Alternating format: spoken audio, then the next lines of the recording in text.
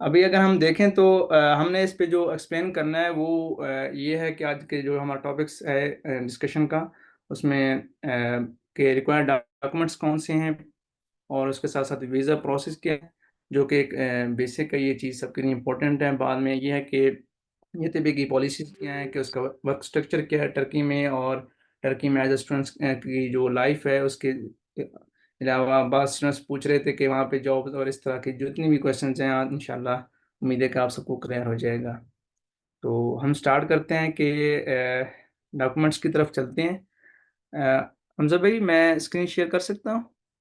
Okay, तो yes you can, जाइए भाई, आप कर सकते हैं। तमाम।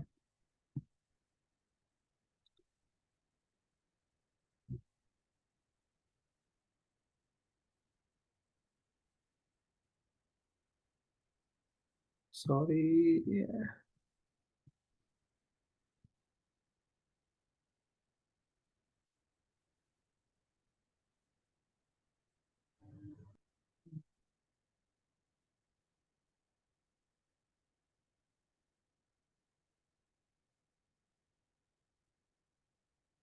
मेरे पास नोटबोर्ड का ऑप्शन नहीं आ रहा।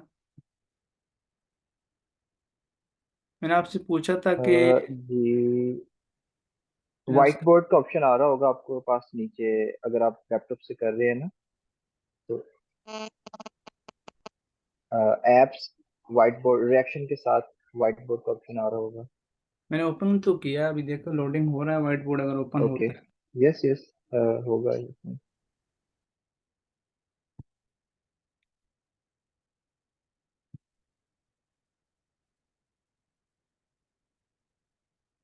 Yes, voice is clear. अगर तो व्हाइट बोर्ड सबको नजर आ रहा है? नहीं, अपना यही है भाई, आप स्क्रीन शेयरिंग जो है ना वो व्हाइट बोर्ड पे करेंगे तब शो होगा, या आप एक बार स्टॉप स्क्रीन शेयरिंग करेंगे देन आप दोबारा स्क्रीन शेयरिंग में ना व्हाइट बोर्ड पे क्लिक करें तब शेयर होगा। हाँ जी, अब आप व्हाइट बोर्ड को शेयर करें। हाँ।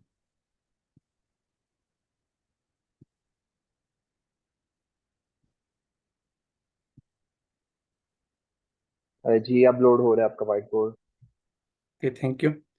तो अब इसका जो डॉक्यूमेंट्स की प्रिपरेशन है या वीज़ा प्रोसेस है, पाकिस्तान में ऑलमोस्ट सेम ही है, लेकिन अगर हम रीजन वाइज देखा जाए तो थोड़ा बहुत माइनर डिफरेंस है। वो इंशाल्लाह स्टार्ट में आपको इसके दरमियान ही हम लोग डिस्कस कर लेंगे।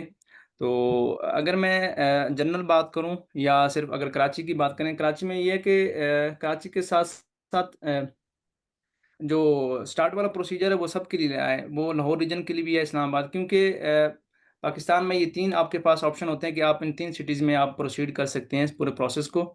तो अगर मैं कराची की बात करूं तो सबसे पहले आपको जो डॉक्यूमेंट्स हैं मैट्रिक और इंटर के, तो आपको एक दिन में जाना पड़ेगा बोर्ड।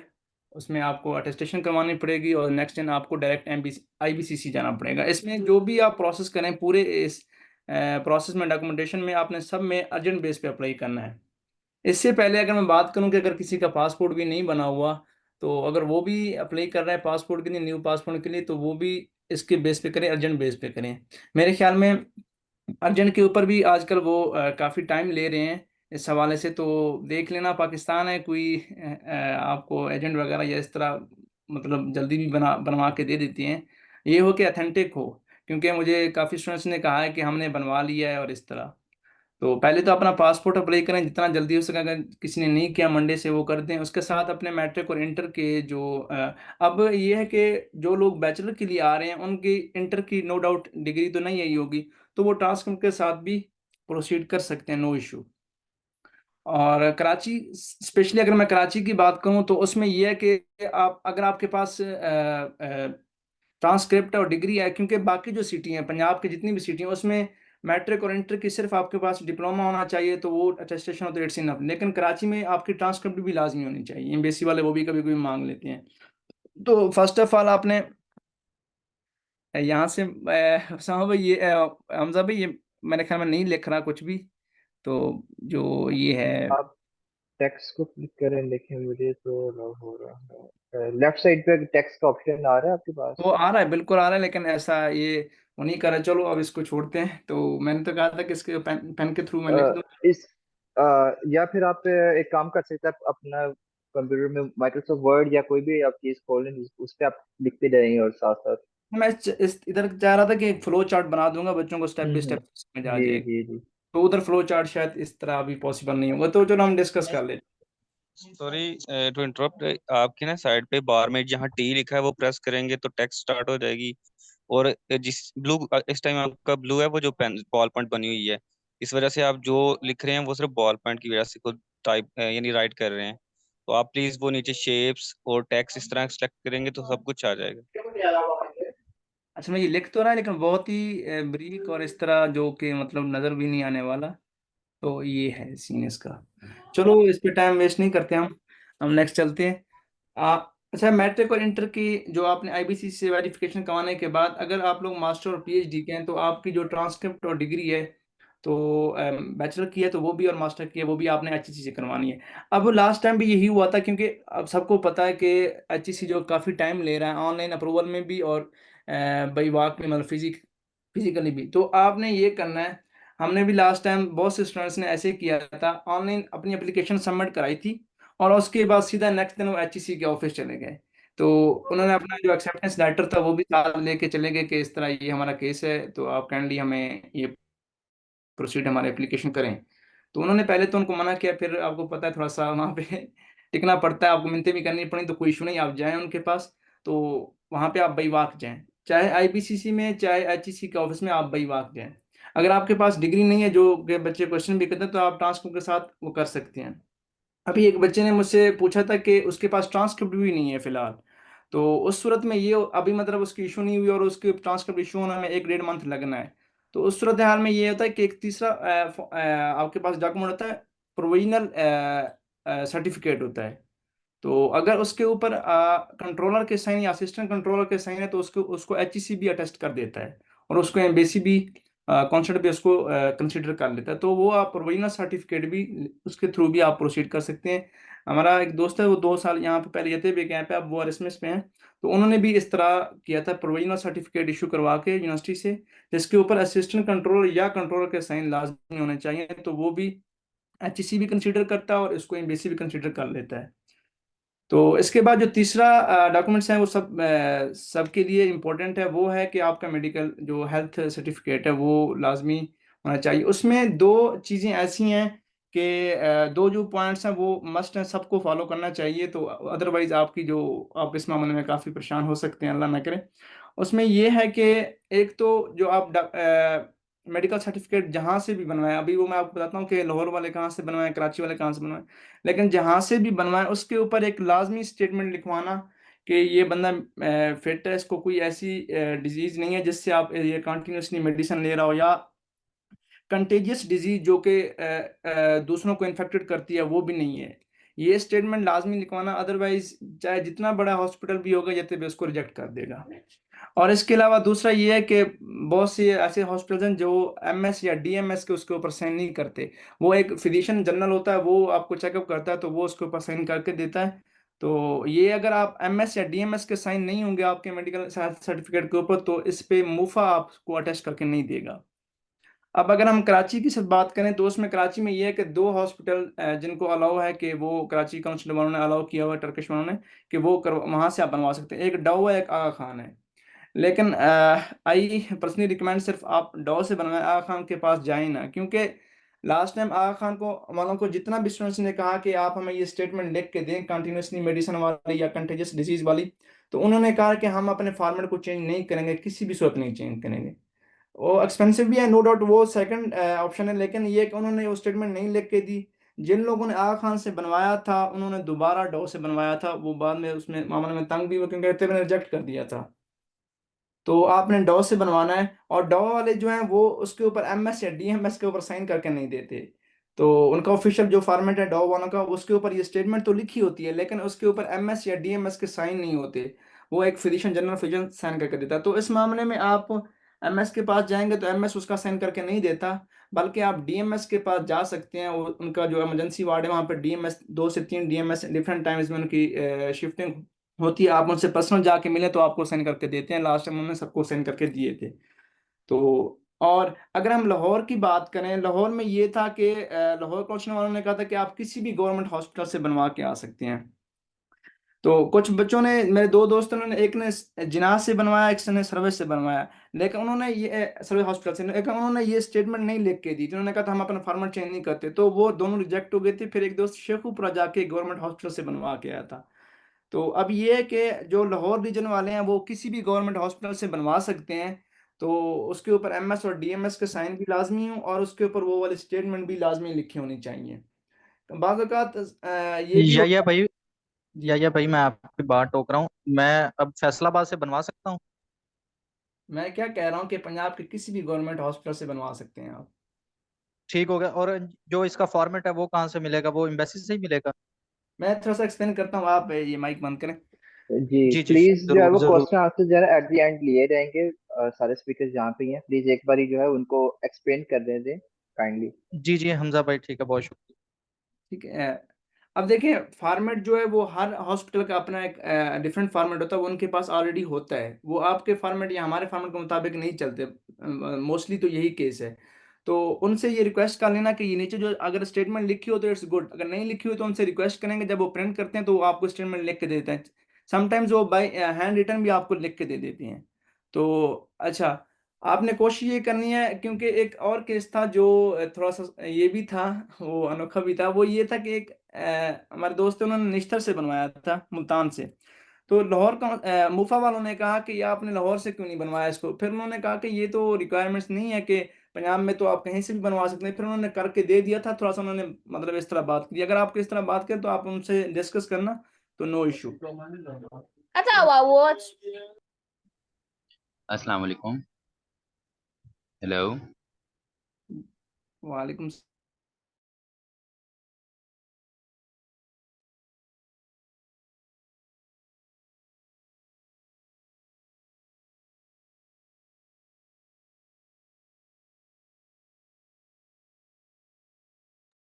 यही पे प्लीज खुद को अनम्यूट करें।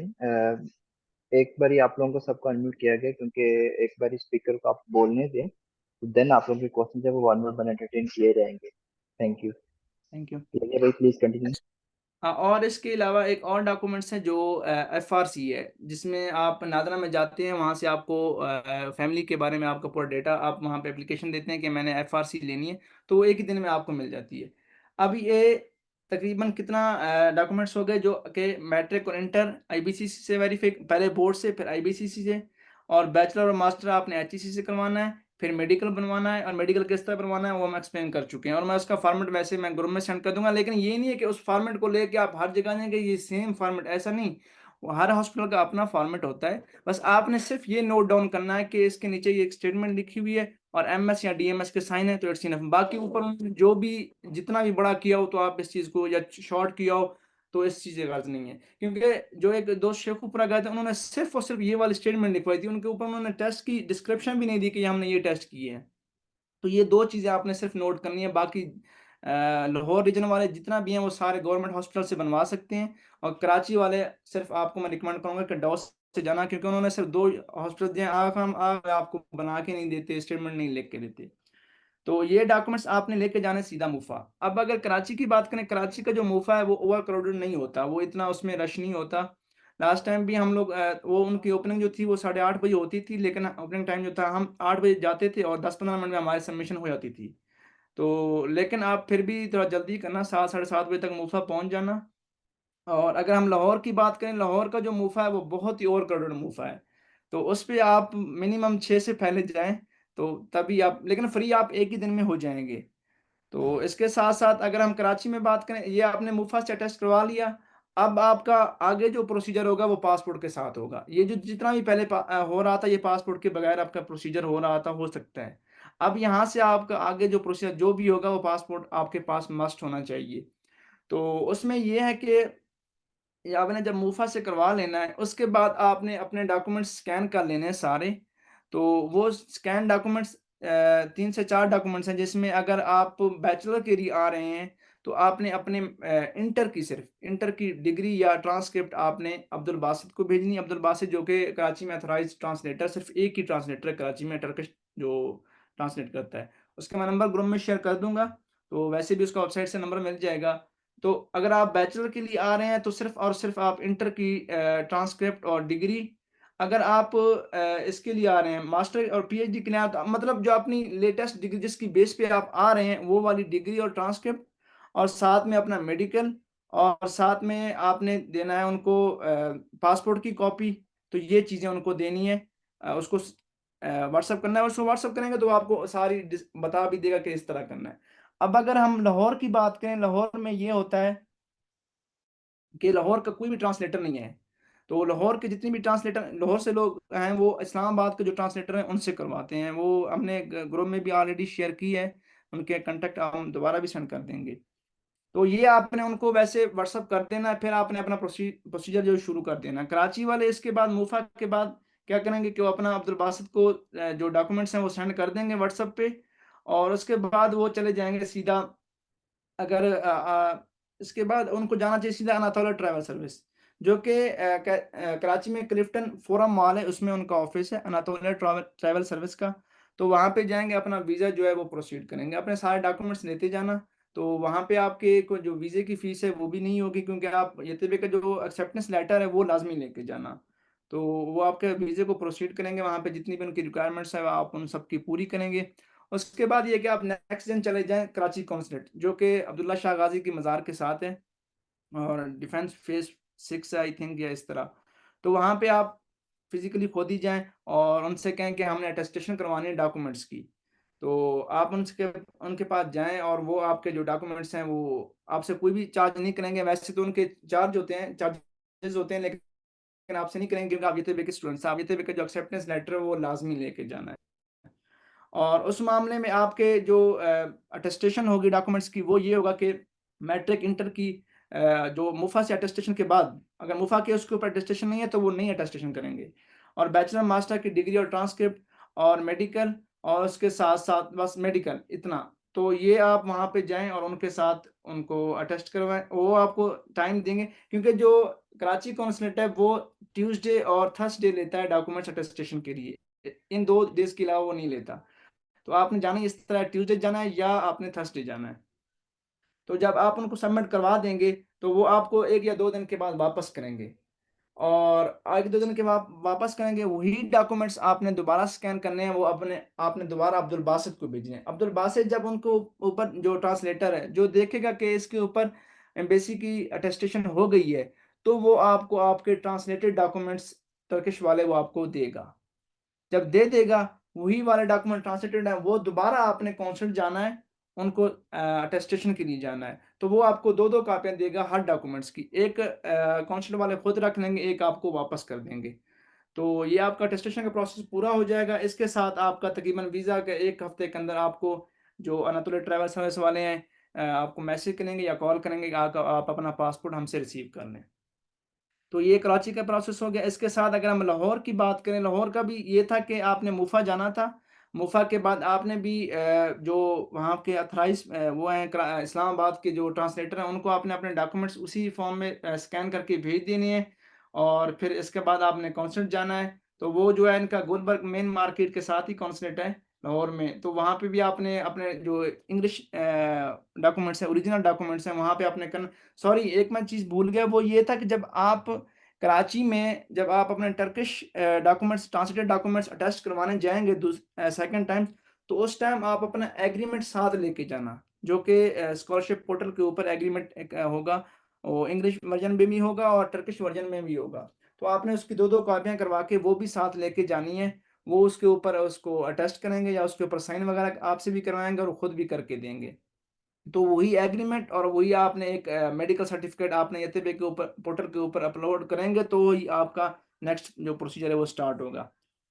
तो अच्छा, कराची में ये था कि आप कौंसल में जाएँगे, वही आप डॉक्यूमेंट्स अपने सबमिट करवाएँगे, इंग्लिश वाले डॉक्यूमेंट्स जो हैं वो सबमिट करवाएँगे, और इसी तरह अनातोलिया ऑफिस जाएँगे, जो कि मेरे ख्याल में जेल रोड के ऊपर है, गुलबर्ग की तरफ जो जेल रोड जाता है चौथाई लैब के साथ। तो वहाँ पे आप अपना प्रोसीजर सारा करवाएँगे। तो इसके लिए आपकी बाकी तो सारे डॉक्यूमेंट्स यही वाले होंगे, लेकिन जो वीज़े के लिए पिक्चर्स चाहिए होती हैं, वो उसमें ये होता है कि व्हाइट बैकग्राउंड होना चाहिए पिक्चर में। वो इसकी जो डिस्क्रिप्शन है वो भी इसके ऊपर अवेलेबल होती है वैसे वेबसाइट के ऊपर। तो कोई एडिटिंग ना हो, जैसे आपकी मतलब फेस है वैसे की वैसी तस्वीर होनी चाहिए, कोई उसके ऊपर एडिटिंग ना हो। और इस तरह जब आपको ये वापस कर देगा, अब ये है कि क्योंकि अब लाहौर का थोड़ा-सा सीन डिफरेंट है। अब आपको कॉन्स्टेंट वाले भी इंग्लिश जो डॉक्यूमेंट्स हैं वो वापस कर देंगे और अनातोलिया वाले आपको जो है वो वीज़ा भी लगा के दे देंगे, लेकिन जो ट्रांसलेटेड डॉक्यूमेंट्स हैं वो तो आपके इस्लामाबाद में होंगे। फिर आप इस्लामाबाद में आके रिसीव करके आप उनको इस्लामाबाद में ही एम्बेसी से टेस्ट करवा सकते हैं। आप इस्लामाबाद में आके टेस्ट करवा लें एम्बेसी में, जो ट्रांसलेटेड डॉक्यूमेंट्स हैं टर्किश वाले थे, वो वहाँ से करवा सकते हैं और उसके साथ-साथ वहाँ पे आप एग्रीमेंट के ऊपर भी साइन करवा सकते हैं। तो ये था एक जनरल प्रोसीजर लाहौर और कराची रीजन वालों के लिए। तो बाकी जिसका जो भी क्वेश्चन है वो आप भी नोट डाउन कर लें, इंशाल्लाह एंड पे हम उसको डिस्कस कर लेंगे। ठीक है, थैंक यू सो मच। अभी मैं मुइज़ भाई को कहूँगा कि वो थोड़ा-सा इस्लामाबाद रीजन के लिए अगर कोई स्पेसिफिक चीज़ है तो वो उसको थोड़ा-सा मेंशन कर दें, तो इंशाल्लाह। ठीक है, थैंक यू। अब्दुल जी मोइज़ भाई। थैंक यू यहिया भाई। अब्दुल मोइस भाई प्लीज अनम्यूट योरसेल्फ और आप अपना पार्ट है वो एक्सप्लेन करें। जी thank you so much. First of all ये याहिया ने सबसे डिटेल में सारा कुछ डिस्कस कर ही दिया है, तो मैं आपको एक रिकैप दूंगा। फर्स्ट ऑफ ऑल सारे प्रोसेस का इस्लामाबाद में थोड़ा बहुत सा प्रोसेस चेंज हो सकता है, तो उसको मैं एक डिटेल में पूरा प्रोसेस आपको बता देता हूँ। अगर तो आप बैचलर्स के लिए जा रहे हैं तो आपको फर्स्ट ऑफ ऑल अपने मेट्रिकुलेशन के जो डॉक्यूमेंट्स हैं इसमें आपका ट्रांसक्रिप्ट भी इंक्लूड है और आपका डिप्लोमा भी इंक्लूड है। आपने उन दोनों को अपने पास रखने हैं और साथ ही आपके हाई स्कूल के भी डॉक्यूमेंट्स होने चाहिए। हाई स्कूल का भी ट्रांसक्रिप्ट है, डिप्लोमा डिप्लोमा है। लेकिन कुछ स्टूडेंट्स ऐसे होते हैं जिनके पास तो लाइक डॉक्यूमेंट्स कंप्लीट होते हैं, एफएससी के उनका पार्ट 2 का भी रिजल्ट आ चुका होता है और उनके पास डिप्लोमा भी होता है। लेकिन कुछ स्टूडेंट्स ऐसे होते हैं जो ड्यूरिंग एफएससी पार्ट 2 अप्लाई करते हैं, लेकिन उनके पास अभी ना एफएससी का ट्रांसक्रिप्ट होता है ना एफएससी का डिप्लोमा होता है। तो उन स्टूडेंट्स को ये चाहिए कि वो अपने मैट्रिक के तीनों जो डॉक्यूमेंट्स हैं, 9th का ट्रांसक्रिप्ट, 10th का ट्रांसक्रिप्ट और डिप्लोमा, एंड जो 11th का ट्रांसक्रिप्ट आपको होता है, अगर वो भी नहीं आपके पास आया तो वो तो आपको मिनिमम मर्चेंट आपको निकलवाना ही पड़ेगा और वो निकल भी आएगा। पार्ट 2 का लेट हो सकता है या डिप्लोमा भी लेट हो सकता है, लेकिन जो अर्जेंट 11th का ट्रांसक्रिप्ट है वो आपको अभी भी मिल सकता है, तो आप उसको जाके बोर्ड से ले सकते हैं।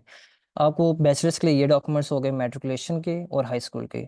मास्टर्स के स्टूडेंट्स जो हैं उनको हाई स्कूल का ट्रांसक्रिप्ट और डिप्लोमा चाहिए, और जो बैचलर्स के ट्रांसक्रिप्ट और डिप्लोमास हैं ये मास्टर्स के स्टूडेंट्स के लिए रिक्वायर्ड है। और जो पीएचडी के स्टूडेंट्स हैं वो बैचलर के ट्रांसक्रिप्ट और डिप्लोमा और मास्टर के ट्रांसक्रिप्ट्स और डिप्लोमास ये अपने करवाएंगे। तो अब सबसे पहले आप लोगों ने करना क्या है, जो बैचलर्स के स्टूडेंट्स हैं उन लोगों ने अपने जो रिस्पेक्टिव बोर्ड्स के जो डॉक्यूमेंट्स हैं उनको अपने अपने रिस्पेक्टिव बोर्ड्स में लेके जाना है और उनको कहना है कि हमने ये वेरिफिकेशन करानी है आईबीसीसी। और उनको ये भी लाजमी बताना है कि ये अब्रोड के लिए जाने हैं डॉक्यूमेंट्स, तो वो आपको एक सील्ड एनवेलप में ये सारे डॉक्यूमेंट्स वेरीफाई करके देंगे। सील्ड एनवेलप के बिना ये आपकी जो आईबीसीसी अटेस्टेशन आपकी नहीं करेगी, ये ज़रूरी है। इसके बाद आप लोगों ने वो डॉक्यूमेंट्स लेके, अच्छा ये भी मैं क्लियर कर दूं कि जो वेरिफिकेशन है जो बोर्ड्स में, उसके लिए कोई भी अपॉइंटमेंट वगैरह आपको ऑनलाइन बुक नहीं करनी पड़ती। आप वॉक इन करें जाके डायरेक्ट, और आप एक ही दिन में तकरीबन ये प्रोसेस है। कुछ फ़ी पे करनी पड़ती है, फ़ी भी वेरी करती है। F22 का भी ऐसे ही, F22 में थोड़ी फ़ी कम है। और फिर जो बाकी पिंडी के बोर्ड हो गए और जो बाकी दूसरे शहरों के जो बोर्ड्स हैं उनकी फ़ीस थोड़ी ज़्यादा होती है, तो वो जितनी भी फ़ीस होगी आपने उनको पे करना है जितने डॉक्यूमेंट्स हैं, and then they will give you in just 1 day. After that आपने आईबीसीसी का ये है कि अब आप उसके लिए अपॉइंटमेंट लेना लाजमी हो गया ऑनलाइन। आपने अपॉइंटमेंट के लिए ऑनलाइन अप्लाई करना है, आपने अपने सारे डॉक्यूमेंट्स ऑनलाइन अपलोड करने हैं, एंड देन आपका एक फ़ी चालान फॉर्म आएगा, आपने उसको ऑनलाइन फ़ी पे करनी है। फ़ी आप इजी पैसा के थ्रू भी पे कर सकते हैं, थ्रू बैंक भी पे कर सकते हैं। आप जब ऑनलाइन अप्लाई कर लें तो आपने उसका एक डॉक्यूमेंट का प्रिंट आउट निकाल लेना है और अपना फ़ी चालान जो होगा उसका भी प्रिंट आउट निकाल लेना है।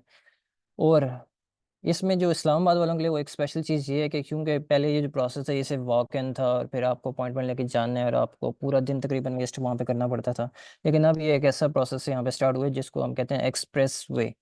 तो इसमें ये चीज़ है कि आप जब सुबह के टाइम अगर आप अप्लाई करें, डॉक्यूमेंट्स अप्लाई करें, वहीं पे बैठ के सुबह अगर आपने फ़ी चालान भर दिया, उसका प्रिंट आउट अपने पास है, आपके पास डॉक्यूमेंट्स मौजूद हैं, तो आप शाम को 6 बजे से लेके और 11 बजे तक, ये रात 11 बजे तक ये सर्विस है एक्सप्रेस वे की।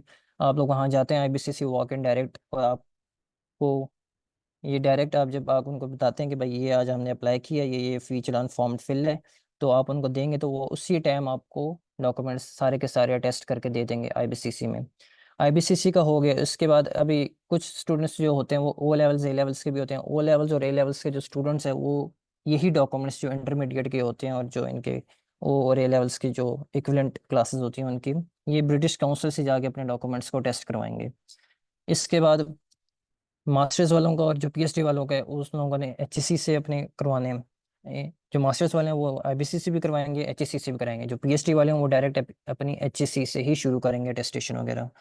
ये प्रोसेस है। इसके बाद आप लोगों ने एचईसी की भी हो गई, ब्रिटिश काउंसिल की भी हो गई, और उसके बाद आप लोगों ने चले जाना है मोफा। अब मोफा के प्रोसेस काफ़ी सारा कॉम्प्लिकेटेड हो गया था पिछले 2-3 महीनों में, जबकि जुलाई में ये बताया गया था कि लाइक अब आप सिर्फ और सिर्फ कोरियर के थ्रू अपनी टेस्टेशंस करवा सकते हैं। अब इसमें भी लाइक उन्होंने कुछ रिलैक्सेशन की है, कोरियर के थ्रू भी हो रहा है, वॉक इन भी हो रहा है। तो ये दोनों प्रोसेस आपके पास अवेलेबल हैं। और इसमें 2 किस्म की अब अटेस्टेशन वगैरह है, एक अपोस्टाइल होती है और एक सिंपल अटेस्टेशन कहते हैं। अपोस्टाइल उस अटेस्टेशन को बोलते हैं, बेसिकली एक ऐसी अटेस्टेशन है जो कि मोर देन लाइक 100 कंट्रीज़ के लिए अब एप्लीकेबल होगी। आप इसको अपोस्टाइल करवाते हैं अपने डॉक्यूमेंट को, और वो आपका एक attested document more than 100 countries में एक्सेप्टेबल होता है। लेकिन जो सिंपल अटेस्टेशन है वो फिर लाइक एक जिस कंट्री में आप जा रहे हैं उसी कंट्री के अगर एम्बेसी का ठप्पा लग गया तो वो किसी और कंट्री में आपका एक्सेप्टेबल नहीं होगा। इस तरह का प्रोसेस होता है। खैर इसकी डिटेल्स वगैरह वो मुफा की वेबसाइट के ऊपर कंप्लीट अवेलेबल हैं, आप वहाँ से भी रीड आउट कर सकते हैं। तो आप लोगों ने जब मुफा के अटेस्टेशन के लिए जाना है तो आपने ऑनलाइन अप्लाई करने इसके लिए भी, या वॉक इन करने के लिए भी जा सकते हैं। लेकिन आप लोगों ने अगर ऑनलाइन अप्लाई करते हैं या कोरियर के थ्रू जाते हैं तो आई थिंक वो अराउंड, अगर आप इस्लामाबाद या पिंडी रीजन में तो वो 4 से 5 डेज लेगा। और अगर आप इस्लामाबाद या पिंडी के रीजन से नहीं है तो मैक्सिमम वो 10 डेज भी ले सकते हैं। तो मैं आपको यही प्रेफर करूँगा कि जो स्टूडेंट्स पाक इस्लामाबाद और रावलपिंडी के अंदर हैं, अगर उनमें से कोई एक जाके ये बता सकता है कि वॉक इन आजकल अवेलेबल है कि नहीं है तो then it's well and good. तो आप लोगों में से जाके एक ही कंफर्म कर लें, एंड देन अगर ये कंफर्म हो जाए तो मैं सब स्टूडेंट्स को यही कहूँगा कि वो वॉक इन करके डायरेक्ट अपने जो डॉक्यूमेंट्स हैं वो एक दिन में करवाएं।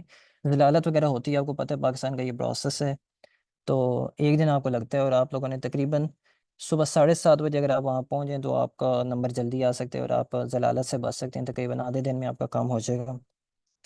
और ये आपको याद रहेगा, ये जो टोकन सिस्टम होता है वहाँ पे वो मैक्सिमम सुबह 10 बजे तक होता है। अगर आप 10 बजे के बाद जा रहे हैं या अगर आपकी एंट्री 10 बजे से पहले नहीं होती, क्योंकि लाइन भी वहाँ पे बहुत बड़ी लगती है, आप लोग 9 बजे भी पहुँचे, 8:30 भी पहुँचे, लेकिन वो लाइन अंदर पहुँचते पहुँचते भी 10 बजा देती है। तो अगर आपके अंदर जाने तक, टोकन लेने तक 10 बज गए तो आपका दिन ज़ाया चला गया। तो आप जितना जल्दी जाएंगे उतना बेहतर है आप लोगों के। जब आपकी मुफ़ा की वेरिफिकेशन वगैरह हो गई, अब मैं यहाँ पे थोड़ा सा मेडिकल भी बता दूँ, क्योंकि ये प्रोसेस आपका तकरीबन साथ साथ दोनों चल रहे होंगे।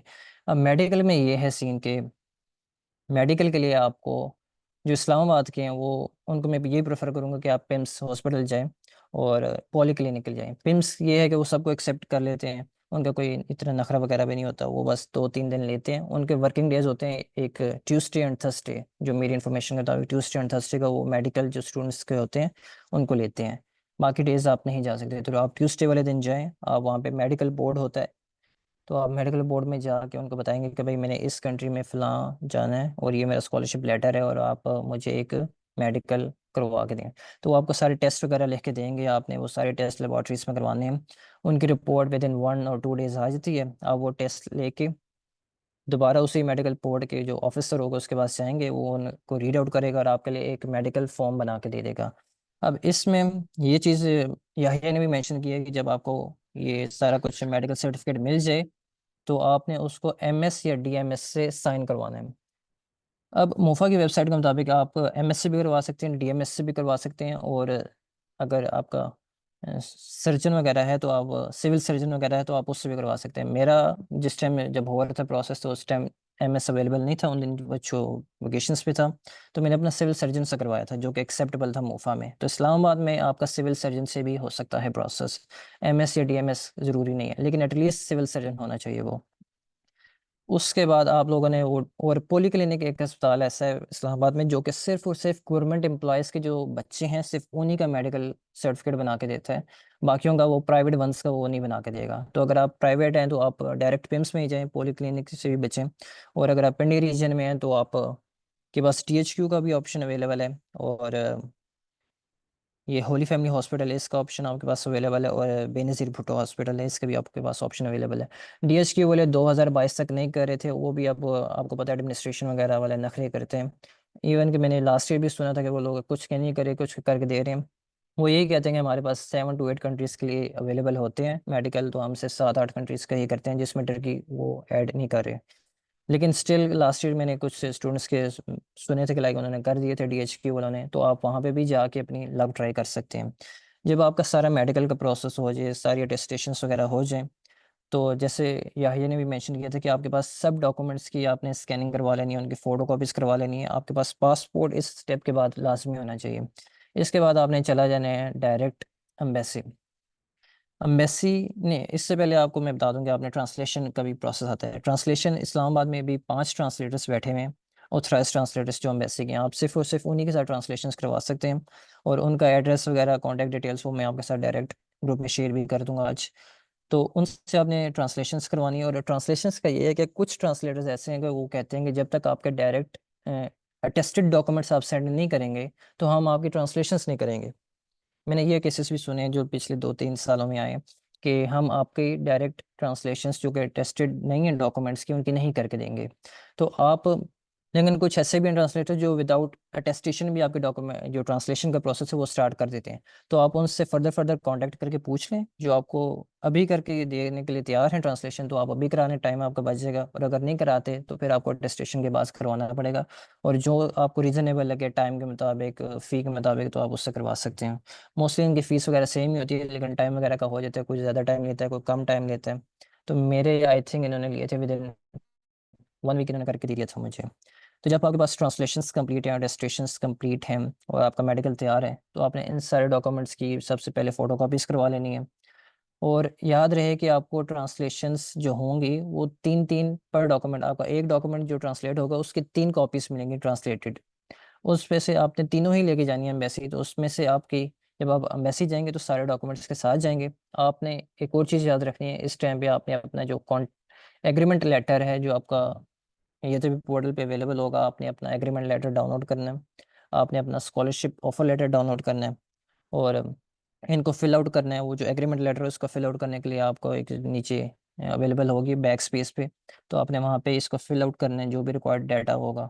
और ये याद रहे कि ये आपने टर्किश में भी डाउनलोड करना है और इंग्लिश में भी डाउनलोड करना है। ये बोथ लैंग्वेजेस में आपका रिक्वायर्ड है, आपने बोथ लैंग्वेजेस में डाउनलोड करके फिल आउट करना है, और आपने ये सारे डॉक्यूमेंट्स लेके चले जाना है एम्बेसी। एम्बेसी पहुंचकर आपने इन सारे डॉक्यूमेंट्स को उनको देना है, एम्बेसी वाले लेंगे इंशाल्लाह, और आपके सारे डॉक्यूमेंट्स को पहले वो वेरीफाई करेंगे, एंड देन वो आपका एग्रीमेंट साइन कर देंगे। जब आपका एग्रीमेंट साइन हो जाए, आपके डॉक्यूमेंट्स की अटेस्टेशन अब इस्लामाबाद एम्बेसी में भी होगी। जो आपके डॉक्यूमेंट्स की अटेस्टेशन पहले हुई, उन्हीं सारे डॉक्यूमेंट्स की ओरिजिनल की आपकी डॉक्यूमेंट की अटेस्टेशन एम्बेसी में भी होगी। जब आपकी अटेस्टेशन एम्बेसी में भी हो जाए, अब ये लास्ट अटेस्टेशन है। अब इसमें एक और चीज़ ये वेरी करती है कि कुछ चीज़ें ऐसी हैं कि जो इस्लामाबाद में फ्री हैं। लाइक इस्लामाबाद की जो एम्बेसी है उसमें जो अटेस्टेशन है वो आज तक फ्री रही है, जो मेरा एक्सपीरियंस रहा है पिछले 2-3 साल। इसमें इस्लामाबाद से आपकी कोई भी फ़ी रिक्वायर्ड नहीं होती है अटेस्टेशन की। लेकिन लाहौर में और कराची में मैंने सुना था कि लाइक वहाँ पे कोई एम्बेसी भी अटेस्टेशन फ़ी, या कौंसलेट जो होती है वहाँ पे वो भी अटेस्टेशन फ़ी लेती है। तो ये याहिया अगर क्लियर कर दे मेरी स्पीच के बाद, तो आई थिंक ये बेटर होगा। तो ये भी है, इस्लामाबाद वालों के लिए कोई फ़ी नहीं है, लाहौर वालों के लिए या कराची वालों के लिए फ़ी हो सकती है अटेस्टेशन की कौंसलेट में भी। तो जब आपका सारा प्रोसेस कंप्लीट हो जाए, आपका एग्रीमेंट आपको मिल जाए, उसके बाद आपने चले जाना है अनातोलिया ट्रैवल सर्विसेज के ऑफिस।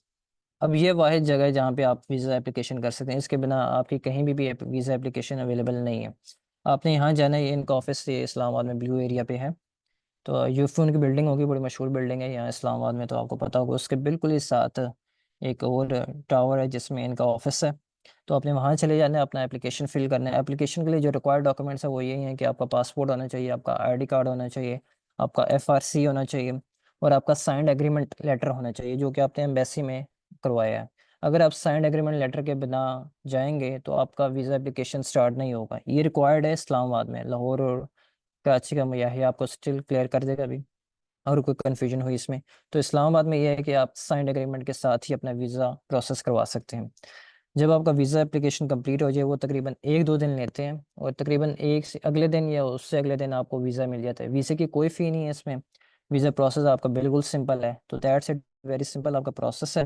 जब आपका एग्रीमेंट साइन हो जाए, आपने उसी एग्रीमेंट को टर्किश में, इंग्लिश में, और उसका जो मेडिकल रिपोर्ट आपका होगा वो भी टर्किश में, और उसकी जो ट्रांसलेशन आप करवाएंगे उसका एक PDF बनाना है इन 4 डॉक्यूमेंट्स का। और आपने ये 6 सितंबर के अंदर अंदर आपने इसको अपलोड कर देना है अपने सिस्टम पे। वो सिस्टम पे अपलोड होगा और उसका अप्रूवल तकरीबन 3-4 दिन बाद आ जाएगा। जब आप उसको उसका अप्रूवल मिल जाएगा तो उसके बाद आपको मज़ीद अपनी डिटेल्स भी मिल जाएंगी कि भाई आप किस टर्म में जाएंगे, आपका फ़्लाइट स्केजूल वगैरह क्या होगा, तो आपको साथ साथ प्रोसेस और मज़ीद आपको ईमेल्स वगैरह मिलना शुरू हो जाएंगी। सो ये प्रोसेस है आपका। वीज़ा के लिए कोई डेडलाइन है, वीज़ा आप करवा सकते हैं। वीज़ा 6 सितंबर के बाद भी अगर आपका थोड़ा सा लेट हो जाता है प्रोसेस तो वो आप करवा सकते हैं, उसका कोई मसला नहीं। लेकिन ये जो एग्रीमेंट आपने जो अपलोड करना है ये 6 सितंबर तक ही करना है। और कोशिश कीजिएगा लाइक इस डेडलाइन तक हो जाए। लेकिन मोस्टली अगर प्रोसेस ना हो तो स्टूडेंट्स वगैरह काफ़ी सारे कंप्लेन भी करते हैं यतबे को, तो यतबे मज़ीद आपको 1 वीक की एक्सटेंशन भी दे देता है। तो ये भी पॉसिबल है, लेकिन ये लेट ही पता चलती है। तो बेटर यही है कि आप जैसे जल्दी जल्दी आपका प्रोसेस कंप्लीट हो सकता है तो कर लें। तो आई थिंक इस्लामाबाद का प्रोसेस यही है सारा। अगर कोई क्वेश्चंस वगैरह हुए तो मैं फिर ले लूँगा। Thank you.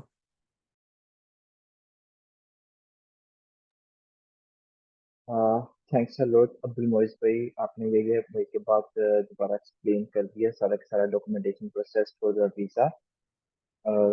अब मैं मिस अनुषा को रिक्वेस्ट करता हूँ कि आप फर्दर जो है वो गाइड करें अबाउट तुर्की बरसाली policies and working structure and Istanbul right. Miss Anusha please unmute yourself.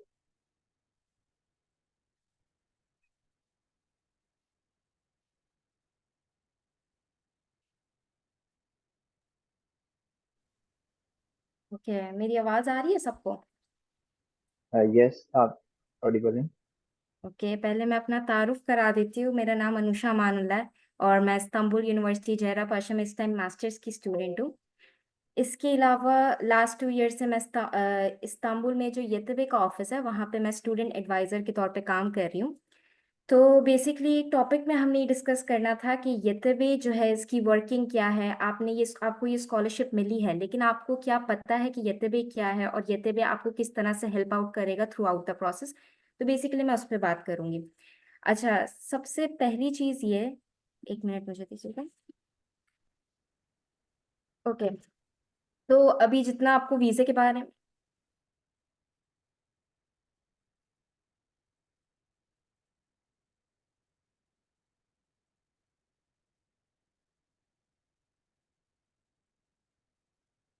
I think so इनका कोई इंटरनेट का इशू आ गया।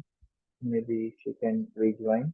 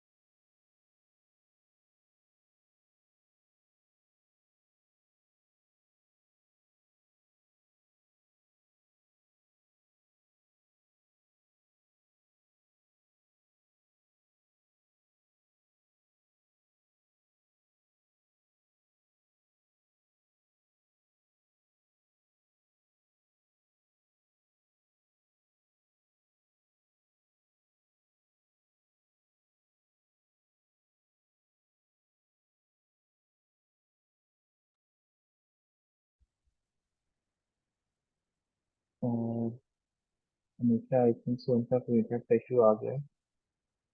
Let her rejoin.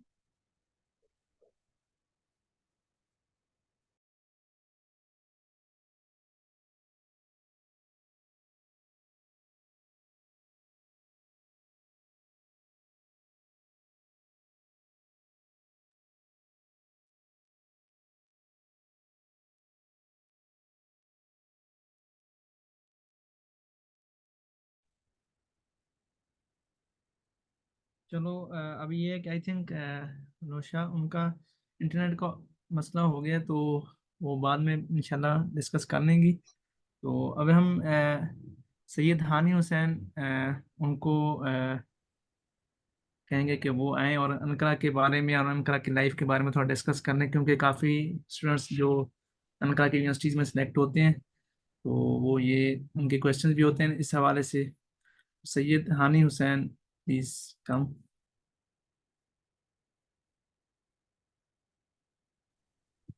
सबसे पहले तो अस्सलाम वालेकुम टू एवरीवन।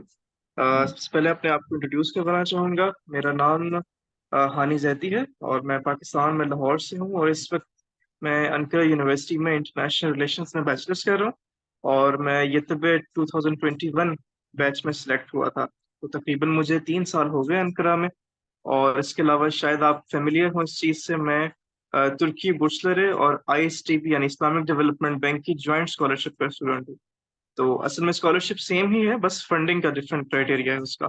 तो बस हमारी स्कॉलरशिप में डिफरेंस ये होता है कि आपको जिस तरह आम जो तुर्की बुर्सलरे के स्टूडेंट्स होते हैं, आपको 5 साल के जो बैचलर स्टूडेंट्स होते हैं उनको पूरे 5 साल के लिए डॉर्मेट्री मिलती है, लेकिन ISDB स्कॉलरशिप में आपको अगले पूरे 5 साल के लिए बैचलर स्टूडेंट्स को भी वो लोग रेंटल अलाउंस पे करते हैं, जिससे आपको अपना सारा कुछ खुद ही करना पड़ता है। तो इसकी वजह से अनकरा में रिहाइश का, लिविंग स्टैंडर्ड्स वगैरह का बहुत मतलब अल्हम्दुलिल्लाह एक्सपीरियंस पिछले 3 साल में हुआ है और इसके हवाले से मैं आपको यहाँ पर गाइड भी करते चलूंगा। सबसे पहले तो सबको जो जो बच्चे जो जो स्टूडेंट सिलेक्ट हुए हैं सॉरी, जितने भी स्टूडेंट सिलेक्ट हुए हैं, सबसे पहले उनको बहुत सारी मुबारकबाद, congratulations to all of you. यकीनन ये एक बहुत अच्छी अपॉर्चुनिटी है आप लोगों की अगली एकेडमिक लाइफ के लिए और इसके हवाले से बहुत सारी क्वेरीज भी आपके जहन में होंगी जो इंशाल्लाह ताला आज के सेशन में हम सब मिलके आंसर करेंगे, जितने भी हमारी अपने पर्सनल एक्सपीरियंस से जो कुछ हमने फेस किया और जो कुछ हम लोग डील करते हैं उन सारी चीज़ों के हवाले से। रही बात अब अनकरा में लाइफ के एतबार से, और अगर आप कहें कि एकेडमिक लाइफ, एक स्टूडेंट की लाइफ किस तरह की अनकरा में, और बहुत से जो बच्चे थे, बहुत से जो स्टूडेंट सिलेक्ट हुए, उनका स्टाइपेंड के हवाले से बहुत ज्यादा उनकी क्वेरीज हैं। ज्यादा मैं आपका टाइम नहीं लूंगा, मैं तकरीबन कोई 5 से 6 मिनट की मेरी इंशाल्लाह ताला होगी डिस्कशन, और उसमें स्टाइपेंड इश्यूज और इसके अलावा कि आप स्टाइपेंड में सर्वाइव कर सकते हैं अनकरा में, और ये कि आप अपॉर्चुनिटीज जो आपको मिलती हैं एज ए स्टूडेंट टर्की में as a whole, specially Ankara में, वो किस तरह की फैसिलिटीज हैं, किस तरह की अपॉर्चुनिटीज हैं, जो कि इस हवाले से भी काफी क्वेरीज आ रही थी हमें।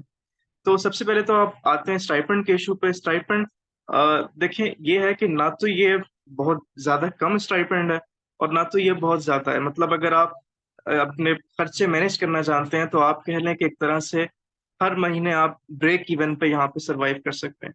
उसकी वजह ये है कि पहले तो जितने हमारे सीनियर्स 2018-19 बैच के, ऑब्वियसली पहले तो स्टाइपेंड भी सब कुछ बेहतर था, सारा कुछ ठीक था, लेकिन उसकी वजह ये है कि 2021 से पहले टर्की में इस लेवल की हाइपर इन्फ्लेशन नहीं थी। अभी हम आपको सारा कुछ ऑनेस्टली गाइड करेंगे इस हवाले से, ताकि आपके जहन में कंफ्यूजन ना रहे। तो 2021 के बाद टर्की में हाइपर इन्फ्लेशन आई है, और खासतौर पर बड़े शहर जो कि अनकरा और इस्तांबुल हैं, उस सबसे ज्यादा इस इन्फ्लेशन से इस शहर में रहने वाले लोग और खासतौर पर स्टूडेंट्स मुतासिर हुए हैं। और स्पेशली इसके भी बाद 2023 फरवरी में जब अर्थक्वेक आया, जब जल्जला आया है साउथ ईस्टर्न टर्की में, उसके बाद से जो मजीद आपके कह लें कि लिविंग एक्सपेंस है, स्पेशली अनकरा में और इस्तांबुल में, बड़े शहरों में लिविंग एक्सपेंस भी बहुत ज्यादा इंक्रीज कर गया है। आप कह रहे हैं कि इस वक्त जो आपको स्टाइपेंड मिलता है, मास्टर्स के स्टूडेंट का स्टाइपेंड जो कि तकरीबन 5,000 लीरा है, और जो उसके ऊपर उन्हें 1 साल तो डॉर्मेट्री मिलेगी। ऑब्वियसली जब पहले साल आप आते हैं तो तमाम गेटअप स्टूडेंट्स को डॉर्मेट्री मिलती है, लेकिन आपको उसके बाद डॉर्मेट्री नहीं मिलेगी, आपको उसके बाद रेंटल अलाउंस मिलेगा मास्टर्स और PhD स्टूडेंट्स को। बैचलर्स के स्टूडेंट्स को 5 साल तक डॉर्मेट्री ही दी जाती है, जो कि एक मेरे ख्याल में उनके लिए एक एडवांटेज है जो गेटअप स्टूडेंट्स हैं उनको। लेकिन मास्टर्स और PhD के स्टूडेंट्स को इस बारे में मैनेज करना पड़ेगा। अगले साल से 30 जून तक का आपके पास टाइम होता है। 30 जून 2025 के बाद आपको खुद ही मैनेज करना होगा, जो वो रेंटल अलाउंस आपको अलग से पे करेंगे। और रेंटल अलाउंस अनकरा और इस्तांबुल के लिए इस वक्त जो है तकरीबन 4,000 लीरा। तो 5,000 लीरा आपका स्टाइपेंड है मास्टर्स का, और 4,000 लीरा आपको मिलता है रेंटल अलाउंस।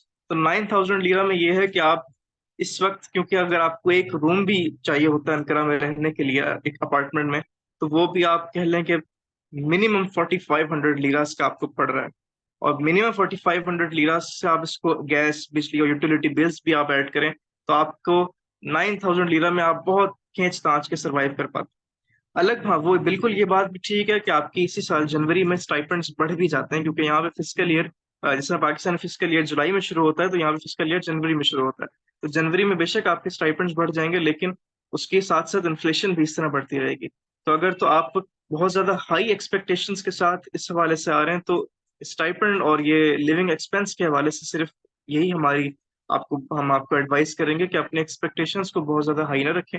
हाँ, अलबत्ता रही बात लिविंग स्टैंडर्ड की, तो वो ऑब्वियसली एज अ कंट्री तुर्की पाकिस्तान से बहुत आगे है। मतलब कह लें कि it's not a developed country, it is still a developing country, but Pakistan से ये बहुत आगे। यहाँ पे एटलीस्ट एक सिस्टम मौजूद है, एक निज़ाम मौजूद है, आपको अपॉर्चुनिटीज, एक सिक्योर एनवायरनमेंट मौजूद है, और फिर ये कि आपको अच्छी अपॉर्चुनिटीज एज स्टूडेंट्स ऑफर की जाती हैं। पब्लिक आपको पब्लिक ट्रांसपोर्ट के ऊपर हर तरह की फैसिलिटीज दी जाती है। पब्लिक ट्रांसपोर्ट सिस्टम यहाँ पर बहुत मजबूत है।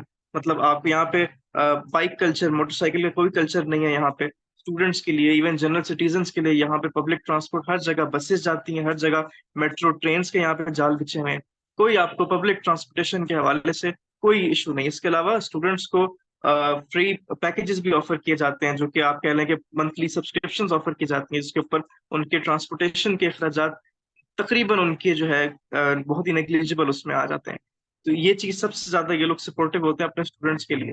तो स्टूडेंट लाइफ एक बहुत अच्छी लाइफ है यहाँ पर स्टूडेंट के एतबार से, तो अंकारा में भी, इस्तांबुल में भी। फिर आते हैं अपॉर्चुनिटीज की तरफ, जो कि मैं तकरीबन मजीद अब 2 मिनट और बोलूंगा इस वाले से। अपॉर्चुनिटीज की तरफ जब जहाँ पे हम आते हैं, तो तुर्की में स्टूडेंट्स को डिफरेंट किस्म की इंटर्नशिप अपॉर्चुनिटीज और जॉब अपॉर्चुनिटीज, इसके अलावा मतलब यहाँ पे कॉन्फ्रेंसेस, सेमिनार, अगर आपको सिर्फ यहाँ पे आके एक्सप्लोर करने की जरूरत पड़ेगी। 2 चीजें हैं, एक तो ये कि आपको बगैर लैंग्वेज के यहाँ पे कुछ नहीं मिलेगा, क्योंकि लैंग्वेज बैरियर इतना ज्यादा है कि वो आपको मैं यहाँ से एक्सप्लेन नहीं कर सकता इस वक्त इस चीज में। ऑब्वियसली आपको पहले ये, आप लोगों के लिए बहुत बड़ी खुशकिस्मती है कि आप तुर्की बुर्सलरी के स्टूडेंट्स हैं, और तुर्की बुर्सलरी के स्टूडेंट्स होने की वजह से आपको पहले साल फाउंडेशन ईयर टर्किश लैंग्वेज वो लोग पढ़ा रहे हैं।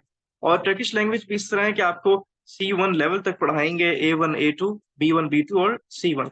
तो जब आप B1 लेवल तक आएंगे, तो आप कन्वर्सेशन करने के और समझने के उसको काबिल हो जाएंगे। तो उसमें भी उस वक्त से भी फिर आप बाहर निकल के अपॉर्चुनिटीज को एक्सप्लोर करना शुरू कर सकते हैं। But again it depends on you, it depends on you and your passion. तो आपने यहाँ पे आके पहले तो ये कि लैंग्वेज बैरियर को दूर करना है, जल्दी से जल्द अडेप्ट करना है टर्की के एनवायरनमेंट और टर्किश लैंग्वेज के साथ। और उसके बाद दूसरे नंबर पे आपने यहाँ पर एक्सप्लोर करना है। मतलब आपने यहाँ पे आना है, तो मास्टर वाले जो आएंगे तो वो 3 साल यहाँ पे आपने बैठने के लिए नहीं आना, बैचलर्स वाले भी यहाँ पे उसके लिए नहीं आएंगे।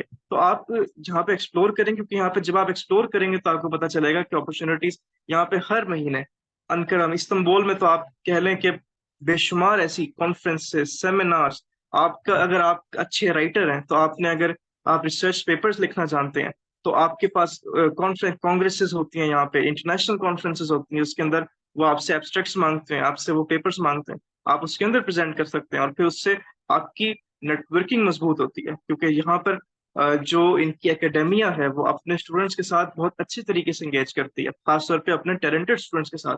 तो आप ये ना समझे कि अगर आपने कोई प्रोजेक्ट बनाया है, अगर मतलब फॉर एग्जांपल आपके किसी इंजीनियरिंग डिपार्टमेंट में या किसी और डिपार्टमेंट में, और आपने कोई ऐसा कोई साइंटिफिक प्रोजेक्ट बनाया है जिससे आप समझते हैं कि ये बहुत फायदेमंद साबित हो सकता है, तो आप फंडिंग डिमांड करते हैं। और तुबिताक के तरह के इदारे, इस तरह के बहुत से टर्किश गवर्नमेंट इंस्टीट्यूट्स हैं, वो आपको पूरी तरीके से फंडिंग करते हैं। मतलब यहाँ पे एज ए स्टूडेंट आपको ये नहीं लगेगा कि आप लैंग्वेज वाले इशू में, वो आपको खुद को डील करना है उन चीज।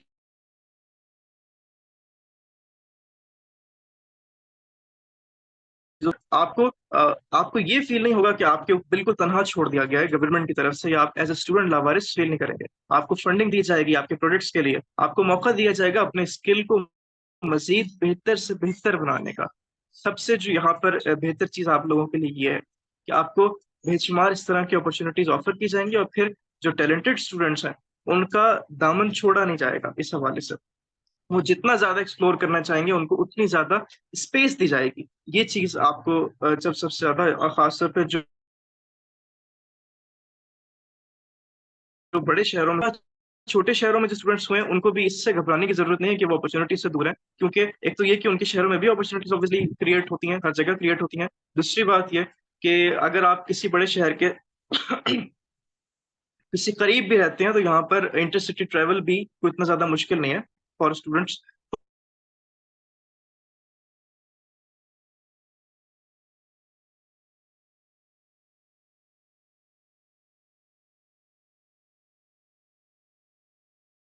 तो वो इस चीज को मैनेज कर सकते हैं अगर वो करना चाहें तो।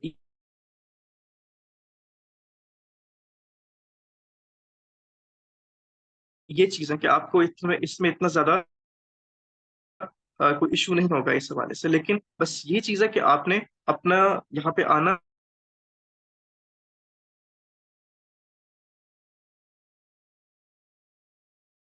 आपने सबसे पहले लैंग्वेज को दूर करना है, अडेप्ट एनवायरनमेंट के साथ ट्रैकिश लेंगे, उसके बाद अपॉर्चुनिटीज जो कि उन आपके लिए वैसे ही खुल जाए। यही चीजें किसी भी डिपार्टमेंट किसी भी सोशल साइंस पर करता है, उस तरह की अपॉर्चुनिटीज की शामिल थी।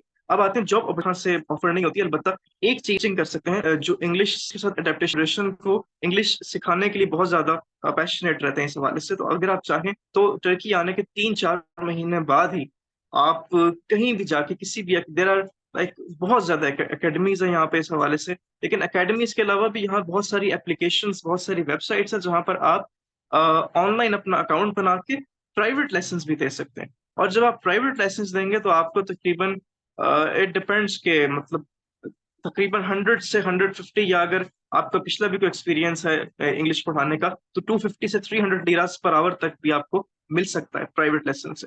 तो आप तकरीबन इससे अच्छी खासी अपनी कमाई भी अपनी अर्निंग भी कर सकते हैं अगर आप उसमें अपना टाइम बेहतर मैनेज कर सकें। और ये कोई भी कर सकता है, बैचलर्स वाले भी कर सकते हैं, मास्टर्स वाले भी कर सकते हैं, पीएचडी वाले भी कर सकते हैं। बाकी जो जॉब जो प्रोफेशनल फील्ड्स में होती है उसमें बैचलर्स वालों के लिए थोड़ा सा इशू होता है, अलबत्ता इंटर्नशिप अपॉर्चुनिटीज ऑब्वियसली उनके लिए भी खुली होती हैं। इसके अलावा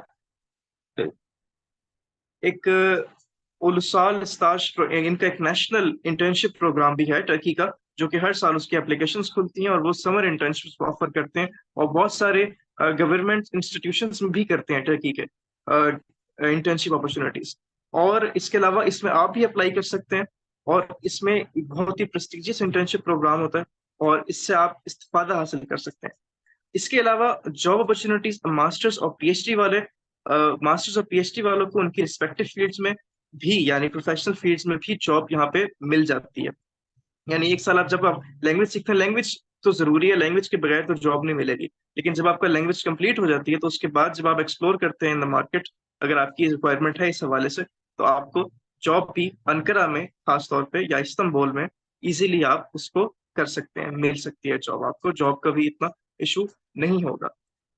रही बात एक और चीज के ऊपर मैं रोशनी डालना चाहूंगा, टर्की आपको जो टर्की की यूनिवर्सिटीज हैं वो आपको इंटरनेशनल एक्सचेंज प्रोग्राम्स भी, ये मेरी आखिरी बात होगी, इंटरनेशनल एक्सचेंज प्रोग्राम्स भी ऑफर करते हैं, जो कि शायद आप लोगों ने बहुत सुना भी हो पहले से, इरास्मस एक्सचेंज प्रोग्राम के बारे, Erasmus plus semester exchange program के बारे में या इंटर्नशिप प्रोग्राम के बारे में। तो ये इस तरह की बहुत सारी आपको सेमेस्टर एक्सचेंज प्रोग्राम्स या इंटरनेशनल स्टूडेंट एक्सचेंज प्रोग्राम्स आपको ऑफर भी करते हैं टर्की की यूनिवर्सिटीज, और ऑलमोस्ट हर यूनिवर्सिटी की हर डिपार्टमेंट का यूरोपियन यूनिवर्सिटीज के साथ एग्रीमेंट्स होते हैं, जहाँ पे आप एक सेमेस्टर यूरोप में पढ़ने जा सकते हैं। आपको वहाँ पे पढ़ने का या वहाँ पे इंटर्नशिप करने का या वहाँ पे जो कि मैंने जिनमें सही जो कि इस वक्त मेरे जहन में है, तो ये सारी चीजें, इन सारी चीजों को मद्देनजर रखते हुए इसी के मुताबिक आप अपनी एक्सपेक्टेशंस भी सेट कर सकते हैं, और इसी जो आपको चैलेंजेस, जो मैंने जितनी बातें की हैं उसी के मुताबिक आपको चैलेंजेस भी दरपेश होंगे। तो बस मेरा इतना ही था। सो थैंक्स फॉर लिसनिंग, और बस इतना ही था। हमजा भाई आप कर लें अपनी तरफ camera, if you have any question आप पूछ सकते हैं। जी थैंक्स सैयद हनी, आपने जो है ना वो बड़ा डिटेल में बताया है about the life of Anka. Now I request miss Anusha कि आप अपनी जो है टॉक काइंडली कंटिन्यू कर दें।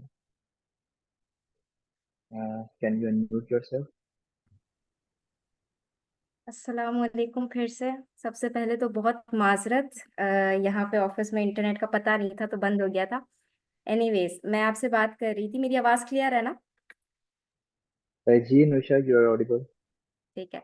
तो बेसिकली मैं यतबे के हवाले से आप लोगों को बताना चाह रही थी।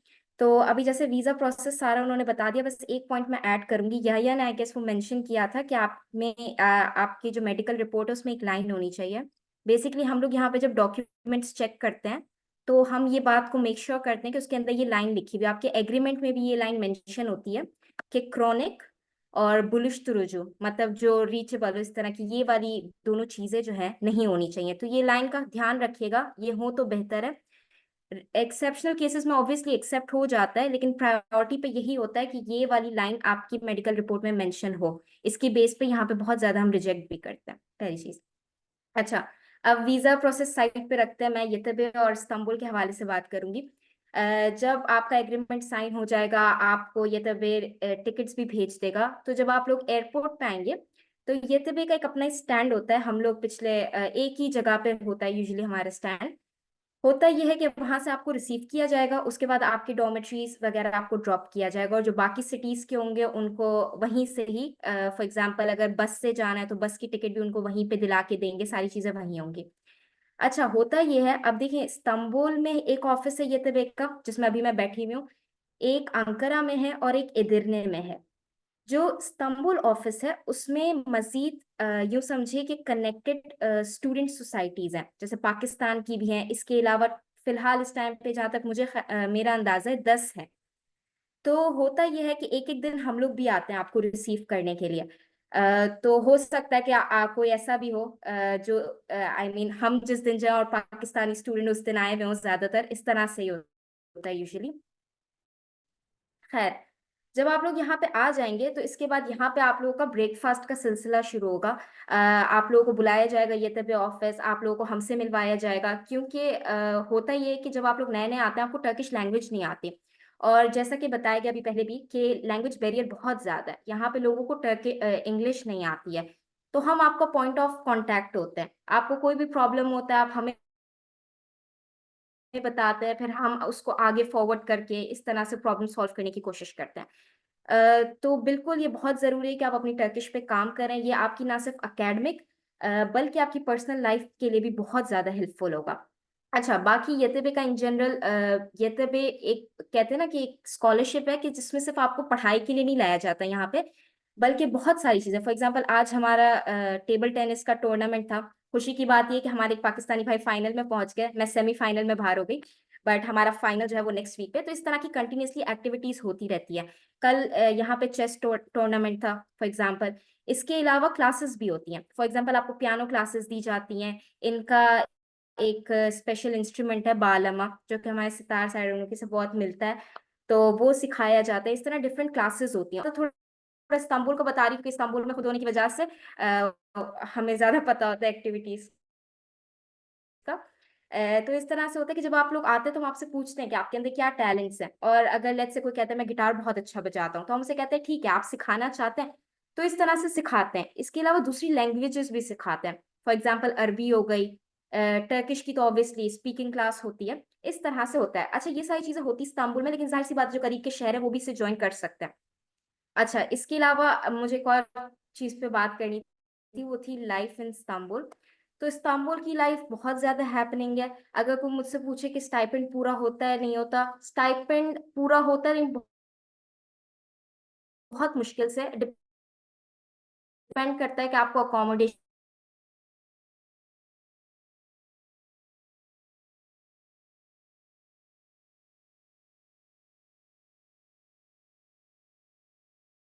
कितनी सस्ती मिल गई है। जो अभी उन्होंने रूम्स के रेट बताए, बिल्कुल वैसा ही है। इस्तांबुल में भी 5,000 6,000 से ऊपर का सिर्फ आपको कमरा मिलता है, और अभी तो तरह से। तो अकोमोडेशन का थोड़ा सा प्रॉब्लम है, लेकिन जैसे जॉब अपॉर्चुनिटीज हो गई, फॉर एग्जाम्पल हेल्थ टूरिज्म के बारे में आपने सुना, बाल लगवा के वापस जा रहे हो तो हेयर ट्रांसप्लांट हो गया। ऑल दो ऑफिस में काम कर सकते हैं, क्लिनिक्स होगा, इधर होगा, और आप चाहिए होते हैं, या वो लोग चाहिए होते हैं जो उनसे कॉल करके कंसल्टेंट्स चाहिए होते हैं उन्हें।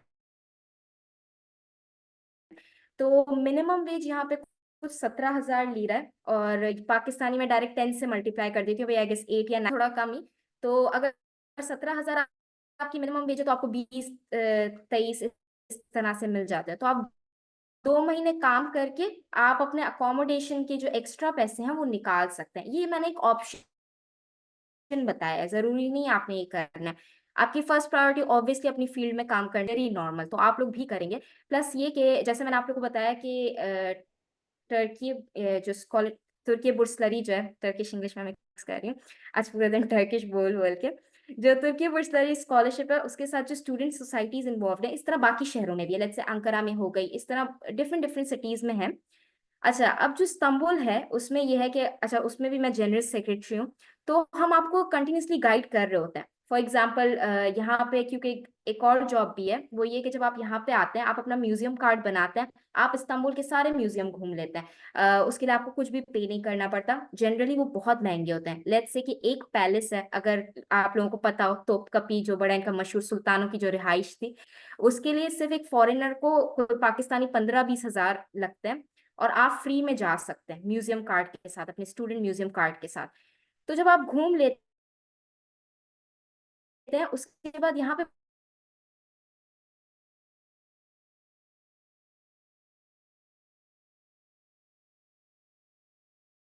बहुत सारे टूरिस्ट आते हैं, आप उनको भी एज अ गाइड वहां पे घुमा सकते हैं। तो ये भी एक सोर्स ऑफ अर्निंग है। तो जैसे अब हमारे जूनियर्स आते हैं, हमें पता है अब ऑब्वियसली आपके टाइम के साथ कॉन्टैक्ट होता है, तो हम अपने स्टूडेंट से पूछ लेते हैं इस्तांबुल में कि कौन फ्री है, फिर हम उनको, तो आप लोग यहाँ पे आएंगे तो जो आपके सीनियर्स हैं, जो सोसाइटी देंगी आपको इस तरह से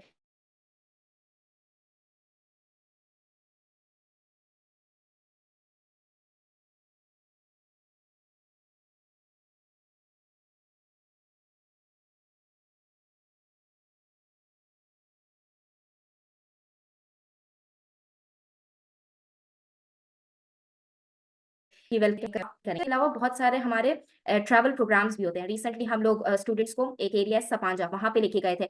और इसके अलावा हमने एज अ पाकिस्तानी स्टूडेंट्स एक और हमने प्लान किया था, वो था एदिरने, वहां हम लेके गए थे जो पाकिस्तानी स्टूडेंट्स है इस्तांबुल में। तो हम लोग भी जो है इस तरह के टूर्स प्लान करते रहते हैं, ये तभी भी टूर्स प्लान करता रहता है। इसके अलावा कैंप्स होते हैं, तो आप वो कैंप्स भी ज्वाइन कर सकते हैं। इसके अलावा अभी मेंशन किया था कि सेमिनार्स वगैरह होते हैं, तो उसमें आप अपने रिसर्च पेपर्स प्रेजेंट कर सकते हैं।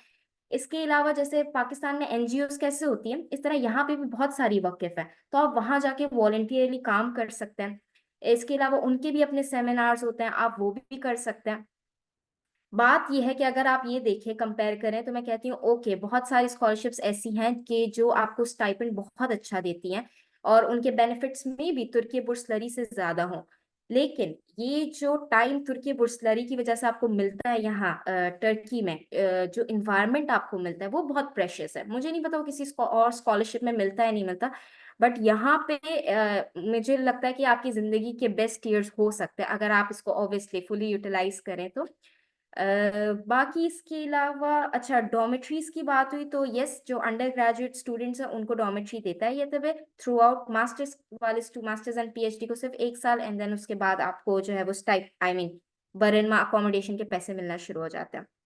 अच्छा, इसके अलावा जो बात हुई सेमेस्टर एक्सचेंज प्रोग्राम्स हो गए, इसके अलावा जो इंजीनियर्स हैं उनके लिए एक बहुत बड़ा टर्की का बहुत बड़ा टेक्नो फेस्ट है, उसका नाम वो होता है, तो आप अपने प्रोजेक्ट्स के साथ उसमें भी एंटर कर सकते हैं। फर्स्ट ईयर में मैंने भी किया था, जब मैं तोमर लेक्टर की सीख रही थी उस टाइम पे अपनी एक दोस्त के साथ मिलकर, क्योंकि मैं भी सिविल इंजीनियर हूँ, तो आप उसमें भी पार्टिसिपेट कर सकते हैं। इस तरह के बहुत सारे प्रोग्राम्स होते हैं। अब लेट्स से कल जो है वो एक और कॉन्फ्रेंस हो रही है, तो अगर किसी लेट्स से कोई सोशल साइंस का स्टूडेंट है वो उस हवाले से, तो उसमें कर सकता है। इसके अलावा ये तबे इस्तांबुल में स्पेशली बहुत सारे जो इवेंट्स होते हैं उसमें खुद वो लोग आपको जॉब अपॉर्चुनिटीज ऑफर करते हैं। फॉर एग्जांपल यहाँ पे एक स्पोर्ट का इवेंट हुआ था, तो ये तबे ने हमें ऑब्वियसली वो मैसेज सेंड किया, फिर हमने आगे स्टूडेंट्स को फॉरवर्ड कर दिया। उसमें आपसे सीवी मांगते हैं, 4 दिन का 3-4 दिन का लेट्स से वो होता है, और आपको पर डे के हिसाब से पे करते हैं। वो एक इंटर्नशिप की तरह काउंट होता है, क्योंकि आपको अलाउ नहीं है कि आप काम करें, तो इंटर्नशिप की तरह। तो ये तबे इस्तांबुल खुद भी फॉरवर्ड कर रहा था, ऑब्वियसली वो डायरेक्ट नहीं करता, वो हमें भेजता है, फिर हम स्टूडेंट्स को भेजता है। तो ये तभी की तरफ से भी बहुत ज्यादा सपोर्ट होती है कि ठीक है साइड हसल में हो जाए।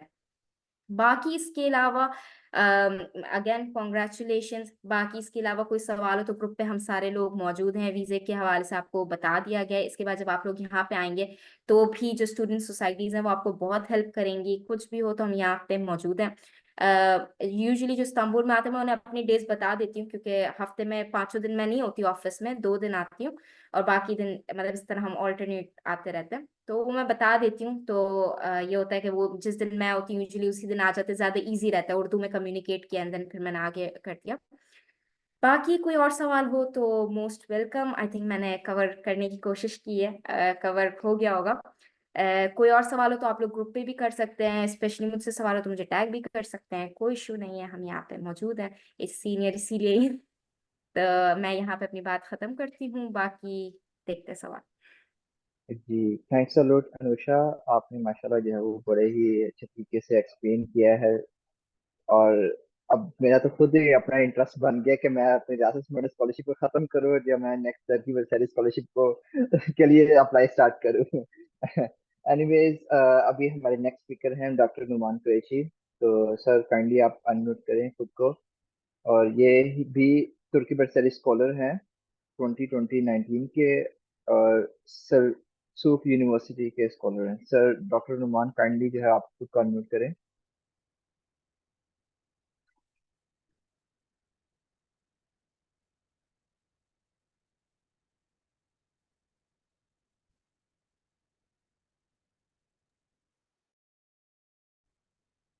अस्सलाम वालेकुम। जी वालेकुम अस्सलाम, you are audible sir. Okay,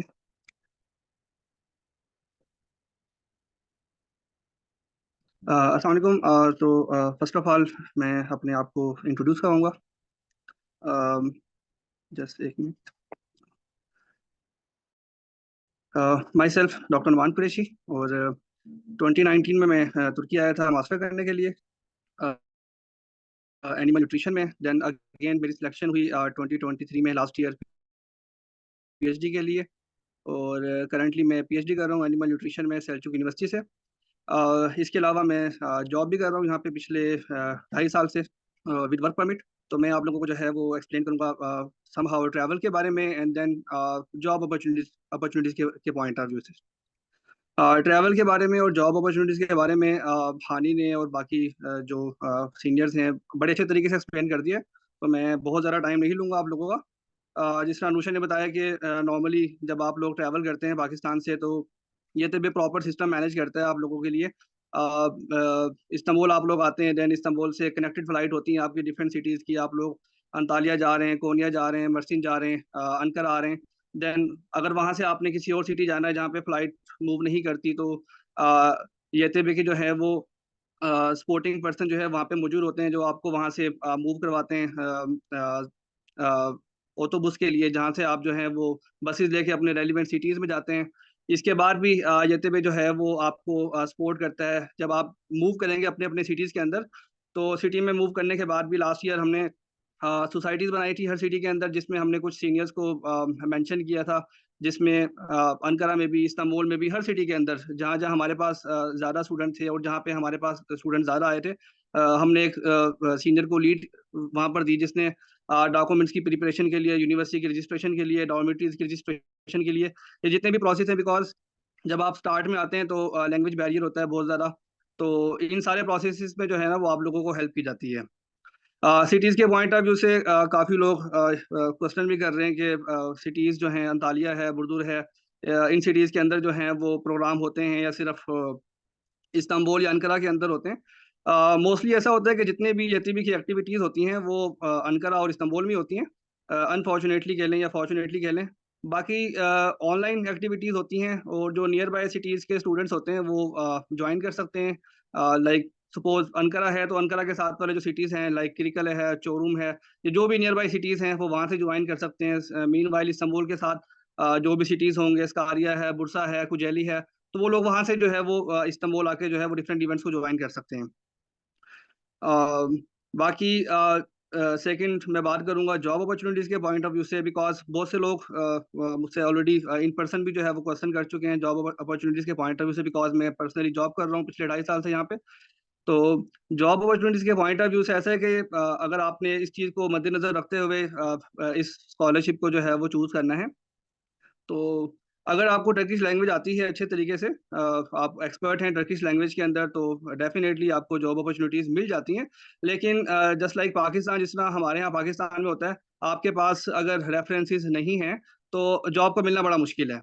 like मैंने 2022 में जब जॉब स्टार्ट की थी, तो मेरे सुपरवाइजर जो थे उनके रेफरेंस से मैंने जॉब स्टार्ट की थी। अगर आपके पास रेफरेंस नहीं है तो आपके लिए बड़ा मुश्किल होगा जॉब को जो है ना वो जॉब कोई भी जो है ना वो जॉब स्टार्ट करना। मोस्टली टर्की के अंदर अगर आप बिलोंग करते हैं इंजीनियरिंग से, या अगर आप बिलोंग करते हैं फॉरेन ट्रेड से, या आप बिलोंग करते हैं मेडिकल साइंसेज के किसी भी डिपार्टमेंट से, तो इन केसेस में आपको जॉब की जो अपॉर्चुनिटीज़ हैं वो आपके लिए ज़्यादा होती हैं एज़ कम्पेयर टू बाकी डिपार्टमेंट्स, जहाँ पे आपको compete करना पड़ता है टर्किश लोगों के साथ। क्योंकि जहाँ पे भी आपको एज मिलेगा लैंग्वेज का, इंग्लिश लैंग्वेज है, फ्रेंच है, अरेबिक है, वहाँ पे आपके लिए जॉब अपॉर्चुनिटीज़ ज़्यादा होंगी। जिस तरह मैं अपना बताऊँ, मैं बेसिकली तो मेरी अपनी फील्ड ही है एनिमल न्यूट्रिशन, मैं फीड मिल में जॉब करता हूँ, लेकिन मेरा काम फॉरेन ट्रेड का है, एक्सपोर्ट का काम है। तो due to language Urdu and English, मैं इस जॉब को जो है वो कंटिन्यू कर रहा हूँ पिछले 2.5 साल से। तो कोई भी वो जॉब जहाँ पे आपको लैंग्वेज पे एडवांटेज मिलेगा टर्किश के ऊपर, आपको इजीली वो जॉब मिल जाएगी। फॉरेन ट्रेड की जॉब ज़्यादा इजी होती हैं, जितना मेरा एक्सपीरियंस रहा है पिछले 2.5 साल के अंदर। दूसरे नंबर पे इंजीनियरिंग की जॉब्स, मल्टी नेशनल जो कंपनीज होती हैं, मेरे खुद अपने करीबी दोस्त भी हैं जो इस वक्त करंटली जो है वो जॉब कर रहे हैं मल्टी नेशनल कंपनीज के अंदर। तो ये था ऑल अबाउट जॉब के पॉइंट ऑफ व्यू से। मास्टर और पीएचडी के जो स्टूडेंट्स हैं उनका एक क्वेश्चन होता है मोस्टली, उसको मैं एलेबोरेट कर देता हूँ। मोस्टली ये पूछते हैं कि बैचलर आप लोगों ने इंग्लिश में किया हुआ है, अब यहाँ पे आप आएंगे तो टर्किश में आपको डेफिनेटली कंटिन्यू करना होगा। जब आपने जो है वो सारा ही पहले बैचलर अपना जो है वो इंग्लिश में किया हुआ है, तो मीनवाइल टर्किश में उसको पढ़ना, सारी चीज़ों को कन्वर्ट करना, एकेडमिक टर्किश उस लेवल की सीखना आपके लिए पॉसिबल नहीं है। बहुत मुश्किल होता है कि आप उस लेवल पे जाके जो है वो लैंग्वेज को सीख सकें। लेकिन मास्टर और पीएचडी के स्टूडेंट्स के लिए एक बेनिफिट ये होता है कि इन केस अगर आपके टीचर जो आपका सुपरवाइजर होगा, अगर उनको इंग्लिश आती है तो वो आपको सपोर्ट कर सकते हैं। लाइक मैं अपनी एग्जांपल देता हूँ, लाइक ये सूट नहीं करती सबके लिए। लाइक मेरा जो मास्टर था मैंने टोटली इंग्लिश में किया है, मैं टर्किश लैंग्वेज में सिलेक्ट हुआ था। लेकिन ये एक्सेप्शनल केस है, आप लोगों ने ये बिल्कुल भी कंसीडर नहीं करना कि आप लोगों को इस तरह की अपॉर्चुनिटी मिल सकती है। लाइक अगर आप लकी हैं तो आपको मिल सकती है, अगर आपके टीचर्स को इंग्लिश आती है तो आपको वो अपॉर्चुनिटी जो है ना वो प्रोवाइड कर सकते हैं। मीनवाइल पीएचडी के अंदर भी अभी तक मेरा 1 साल हुआ है, मैंने सारा कुछ जो है वो अभी इंग्लिश में ही किया है, टर्किश में कुछ नहीं किया। तो मोस्टली जो छोटे सिटीज़ हैं वहाँ पे टीचर्स ज़्यादा कोऑपरेटिव होते हैं। आपको अगर इंग्लिश आती है तो वो आपको अलाउ कर देते हैं। आपके जो कोर्स वर्क है, आपका जो थीसिस है, आपका जो सेमिनार है, आपको परमिशन मिल जाती है। अगर आपका सुपरवाइज़र कोऑपरेटिव होगा तो आपको मिल जाती है परमिशन। बहुत से लोग ऐसे भी जिनको मैं जानता हूँ, मेरे क्योंकि मैं 5 साल से यहाँ पर हूँ, जिनको बिल्कुल भी परमिशन नहीं मिली, और बहुत से ऐसे हैं जिनको परमिशन मिली भी है। तो it's all about your luck कि अगर आप लकी हैं और आपके जो रिलेशंस हैं आपके सुपरवाइज़र के साथ अगर अच्छे हैं, तो आप परमिशन ले सकते हैं, आप इंग्लिश में जो है ना वो कंटिन्यू कर सकते हैं। तो आपने ये बिल्कुल भी नहीं सोचना कि टर्किश इंग्लिश से डायरेक्ट टर्किश में जब आपकी कन्वर्जन होगी तो आप किस तरीके से जो है वो चीज़ों को मैनेज करेंगे। तो ऑप्शन आपको मिल सकता है, लाइक ऐसा नहीं है कि आपको ऑप्शन जो है वो बिल्कुल भी नहीं मिलेगा। आप अपॉर्चुनिटी जो है वो अवेल कर सकते हैं। तो ये लैंग्वेज के पॉइंट ऑफ व्यू से था। बाकी almost I guess city wise चीज़ें हमने एक्सप्लेन कर दी हैं सारी। फर्दर ट्रैवलिंग के पॉइंट ऑफ व्यू से भी चीज़ें हो गई हैं, और डॉक्यूमेंटेशन के पॉइंट ऑफ व्यू से भी सारी चीज़ें ऑलरेडी हम एक्सप्लेन कर चुके हैं। तो आई थिंक सो अब हम जो है वो, क्योंकि टाइम भी काफ़ी ज़्यादा ले चुके हैं आप लोगों का, मीनवाइल अब हम क्वेश्चन आंसर सेशन की तरफ चले जाते हैं। आप लोग वन बाय वन जिसका भी जो क्वेश्चन होगा वो हैंड रेज करेगा, और जो रेलिवेंट स्पीकर होगा वो इंशाल्लाह आपको जो है ना वो जवाब देगा। Thank you so much. बहुत शुक्रिया। जिन लोगों का क्वेश्चन है काइंडली वो अपने हैंड रेज कर लें, वन बाय वन आपको अलाउ कर दिया जाएगा।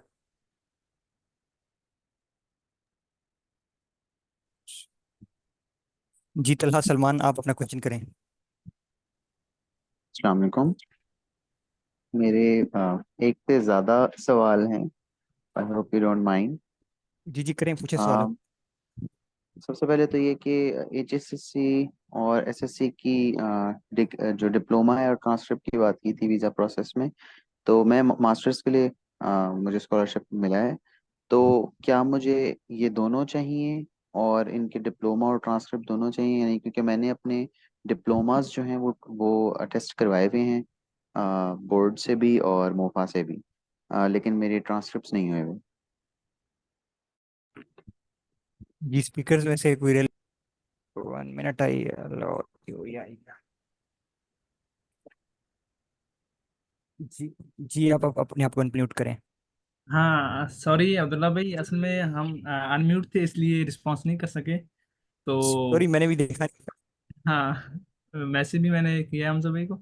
अच्छा वो ये है कि अगर आप मास्टर के लिए तो आपके इंटर के डिप्लोमा अटेस्टेड है तो इट्स ओके, कोई ज़रूरत नहीं है ट्रांसक्रिप्ट की। तो आप बस बैचलर की ट्रांसक्रिप्ट और डिप्लोमा को अटेस्ट करवा लें तो वो काफ़ी है। मैट्रिक को इंटर की ज़रूरत नहीं है। ठीक हो गया। और डॉक्यूमेंट्स अपलोड करने की आपने बात की थी, अब्दुल मोइज ने बताया था कि कुछ डॉक्यूमेंट्स आपने कंपाइल करके एक पीडीएफ हाँ बनाना है। तो तो I miss that, I want to know कि वो कौन से हैं। ओके, वो ये होता है कि जब आपको एक जो एग्रीमेंट लेटर इसके ऊपर अपलोड है इसके पोर्टल के ऊपर, वो आप डाउनलोड करते हैं और जब एंड वाला प्रोसेस में जब वीज़ा आपका आ जाता है और जब आप एम्बेस कॉन्सुलेट जाते हैं अपने डॉक्यूमेंट अटेस्टेशन के लिए, तो वहाँ पे वो एग्रीमेंट के ऊपर आप साइन करवाते हैं। तो वो एग्रीमेंट हो गया और एक आपका जो मेडिकल हेल्थ सर्टिफिकेट है वो, उन दोनों को आप कंपाइल करके आप अपने पोर्टल के ऊपर, वहाँ पे ऑप्शन आ रहा होता है कि ये आप यहाँ पे अपलोड करें, तो वहाँ पे आपने अपलोड करना होता है ये दो डॉक्यूमेंट्स, एग्रीमेंट और अपना मेडिकल हेल्थ सर्टिफिकेट। ठीक हो गया। इसके अलावा हॉस्पिटल्स की बात हुई थी टेस्ट कि वहाँ से जो अपने मेडिकल सर्टिफिकेट लेने हैं, तो मोइज भाई ने THQ हॉस्पिटल लिया था। I may have misheard, DHQ या THQ वो कह रहे थे। I actually live in Taxila और यहाँ पे THQ हॉस्पिटल है, तो क्या मैं यहाँ से भी वो करवा सकता हूँ, अपना सर्टिफिकेट बनवा सकता हूँ? नहीं, वो जो मेंशन करते हैं कि मुफा वाले को गवर्नमेंट किसी भी गवर्नमेंट हॉस्पिटल से, तो या तो मुफा ठीक है। की वेबसाइट से देख लें कि वहाँ पे उन्होंने एक्सप्लेनेशन दी हुई है DHQ या THQ, क्योंकि मोस्टली लोग DHQ से, हम DHQ से करवाते हैं। तो अगर आप ज़्यादा दूर नहीं है किसी DHQ से तो आप DHQ से करवा लें ताकि आपके लिए बाद में प्रॉब्लम ना हो। तो आप DHQ के साथ ही प्रोसीड करें तो ज़्यादा अच्छा रहेगा। जी ठीक हो मैं गया। इसका जवाब दे दूं अगर जी जी, अवेलेबल बताइए है। बताइए मोइज भाई। जी तलहा, आपने हॉस्पिटल्स के बारे में पूछा है। अगर आप टेक्सला में रह रहे हैं तो आई वुड सजेस्ट कि मेरे भी 2-3 केसेस वगैरह वहाँ पे 2-3 साल के मैंने सुने हैं, जो टेक्सला और जो हस्पताल के रीजन वगैरह के स्टूडेंट्स थे। तो उनका ये है कि अगर वो इस्लामाबाद से कराएं तो ज़्यादा बेहतर है, क्योंकि 1-2 एक्सेप्शंस केसेस ऐसे मैंने सुने थे पास्ट में, जो कि मेरी ही एक्सेप्टेंस से भी पहले के थे, कि उनका नहीं हुआ था सिलेक्ट। तो आप ऐसा करें, अगर आपका हो सकता है पिम्स से या पॉली क्लिनिक से, तो ये बेहतर रहेगा। यहाँ पे फास्ट प्रोसेस भी तकरीबन 2 या 3 दिन में मैक्सिमम आपको बना देते हैं। और जो आप DHQ का मेंशन करें, डिस्ट्रिक्ट हेड क्वार्टर, जो कि राज्य बाजार में है पिंडी में, तो वहाँ से भी करके देते हैं, लेकिन वहाँ पे भी वो मसला वगैरह बनाती है एडमिनिस्ट्रेशन। तो बेटर यही है कि अगर आप पिम्स चले जाएं तो वहाँ पे आपको कर देंगे। और जो आपने अपलोड करने के डॉक्यूमेंट्स की बात की थी, उसमें मैंने यही कहा था कि आपने जब आपका एग्रीमेंट साइन हो जाएगा और सारा कुछ आपका प्रोसेस कंप्लीट हो जाएगा एम्बेसी का, तो आपने जो एग्रीमेंट होगा उसका और अपना मेडिकल सर्टिफिकेट, इनको इंग्लिश में भी और टर्किश में भी एक इनका PDF बनाना है। इन 4 डॉक्यूमेंट्स का तकरीबन 2-2 हो जाएंगे, इंग्लिश टर्किश टोटल 4 डॉक्यूमेंट्स हैं। आपने इनका एक PDF बनाना है और आपने इसको अपलोड कर देना है अपने सिस्टम में। एक डेजिग्नेटेड एरिया होगा वेबसाइट के ऊपर, आप वहाँ पे अपलोड कर देंगे and then they will approve you in few days. जी ठीक हो गया। पिम्स का आपने बताया था कि सिर्फ ट्यूसडे और थर्सडे 2 दिन हैं। तो इस तरह पॉली क्लिनिक का भी आपको पता है कि कोई स्पेसिफिक डेज हैं या किसी भी दिन जा सकते हैं? क्योंकि I was planning to go to PIMS tomorrow. तो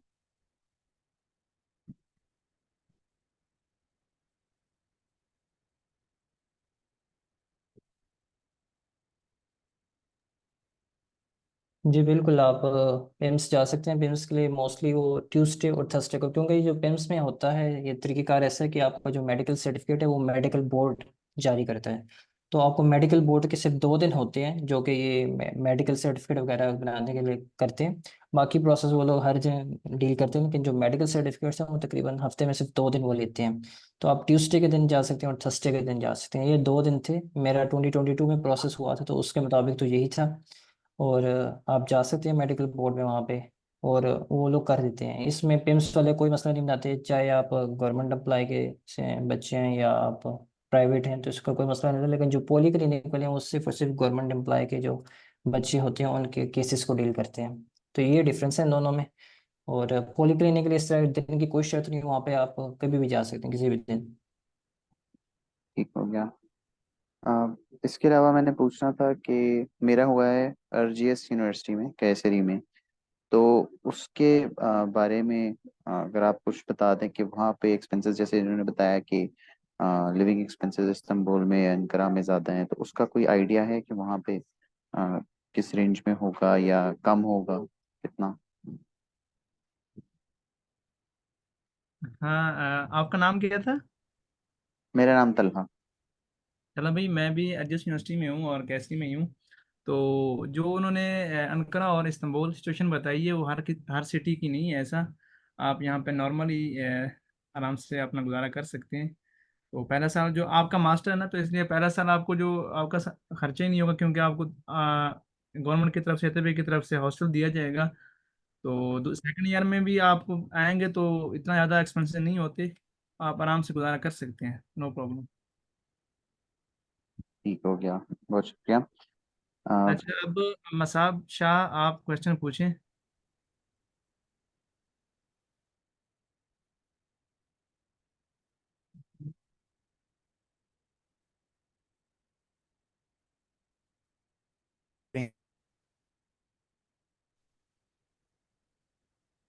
ओके मिस्टर अब्दुल्ला शौकत, आप अपना क्वेश्चन करें।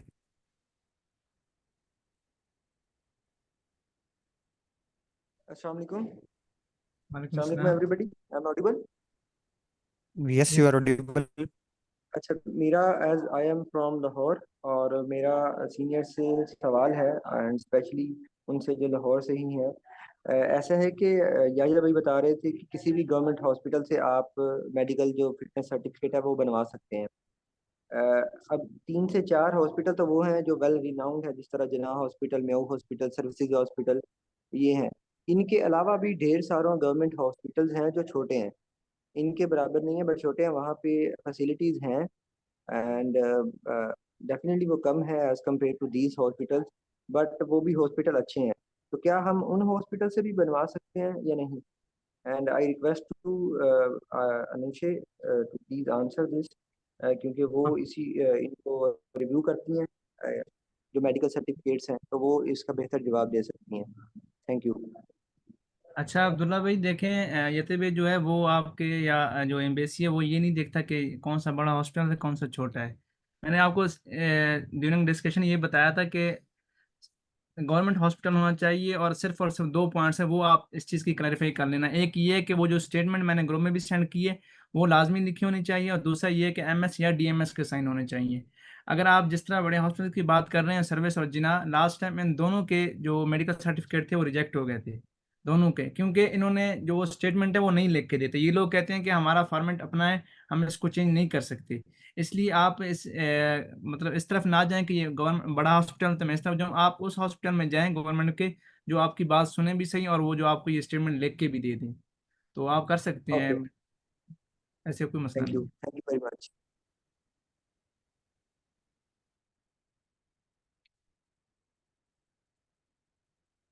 ओके जी, मतलब आप पूछें, आपने अपना हैंड रेज किया हुआ।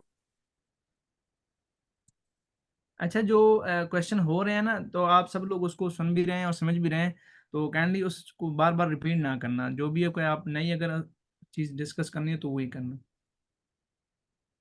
जी, अगर किसी को आंसर मिल जाए तो अपना हैंड रेज वो लोअर कर ले। ओके सानिया, आप अपना क्वेश्चन करें।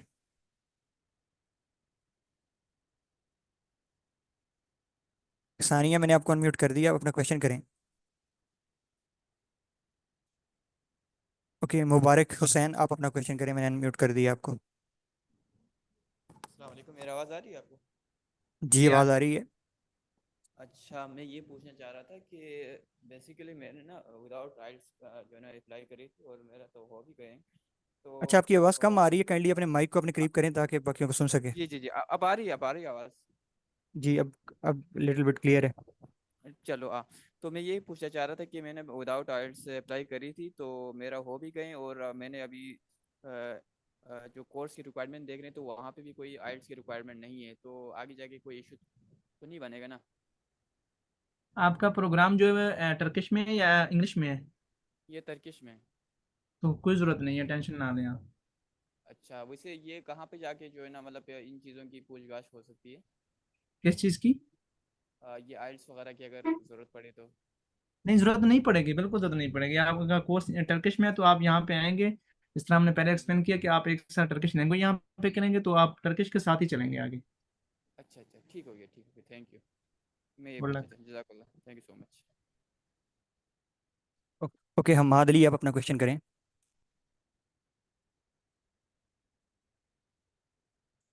अस्सलाम वालेकुम, एम आई ऑडिबल? वालेकुम सलाम जी। अच्छा, मुझे ये क्वेश्चन था कि जो मैट्रिक में चूंकि अंडर ग्रेजुएट मेडिसिन में अप्लाई किया था तो वो एक्सेप्टेंस आई है, तो जो मेरे मैट्रिक के डॉक्यूमेंट्स हैं, फॉर एग्जांपल मैट्रिक की सनद होती है और फिर 9th की ट्रांसक्रिप्ट होती है और 10th की ट्रांसक्रिप्ट होती है। मुझे इन तीनों में से तीनों को ही अटेस्ट करवाना है बोर्ड, आईबीसीसी और मोफा से, या सिर्फ मैट्रिक की ट्रांसक्रिप्ट और मैट्रिक की सनद करवाऊँ, 9th को रहने दूँ? आप बस आप 9th को छोड़ दें, मैट्रिक और इंटर की तरफ जाएं। मैट्रिक की ठीक जो है, ओवरऑल इंटर होती है में। जिसके ऊपर 9th और जी। जिस ओवरऑल जो होती है जिसके ऊपर 9th और मैट्रिक के दोनों के मार्क्स मेंशन होते हैं तो वही वाली आप उसको अटेस्ट करवाएं, और 9th के इंडिविजुअली आप अटेस्ट ना करवाएं। जी, क्योंकि मैं अभी सामने आईबीसीसी पे अपॉइंटमेंट भी बुक कर रहा था, तो इसलिए मैं 9th की डीएमसी पे कंफ्यूज था। सेकंड नहीं थिंग ये कि मेरा पार्ट जी। 1 जो है, मैंने पार्ट 1 की बेसिस पे अप्लाई किया था, मतलब पार्ट 1 की मेरे पास ट्रांसक्रिप्ट मौजूद है, पार्ट 2 की नहीं है एफएससी की। तो उसके लिए मुझे प्रोविजनल डिप्लोमा रिक्वायर्ड है, कॉलेज से लेना पड़ेगा या नहीं?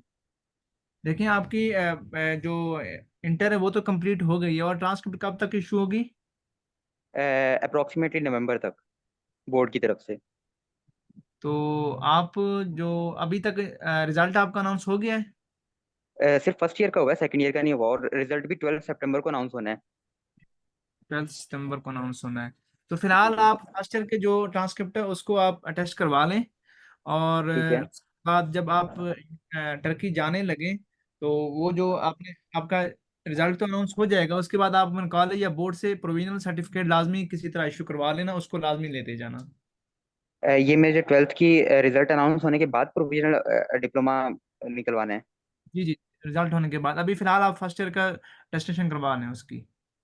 ओके, और जो प्रोविजनल डिप्लोमा होता है उसको भी किसी अथॉरिटी से अटेस्ट करवाना होता है, लाइक मोफा वगैरह या इस तरह की कोई तुर्किश एम्बेसी तो वगैरह? पहले देख लेना, अगर बोर्ड वाले उसको वेरीफाई करके देते हैं फिर आईबीसीसी भी कर देगा, फिर मूफा भी कर देगा। मूफा एक्चुअली आईबीसीसी की अटेस्टेशन देखता है, और आईबीसीसी जो है वो बोर्ड के अटेस्टेशन देखता है। अगर बोर्ड वाले करके ठीक है। देते हैं तो आईबीसीसी करके दे देगा, और फिर आप मूफा से भी करवा लेना।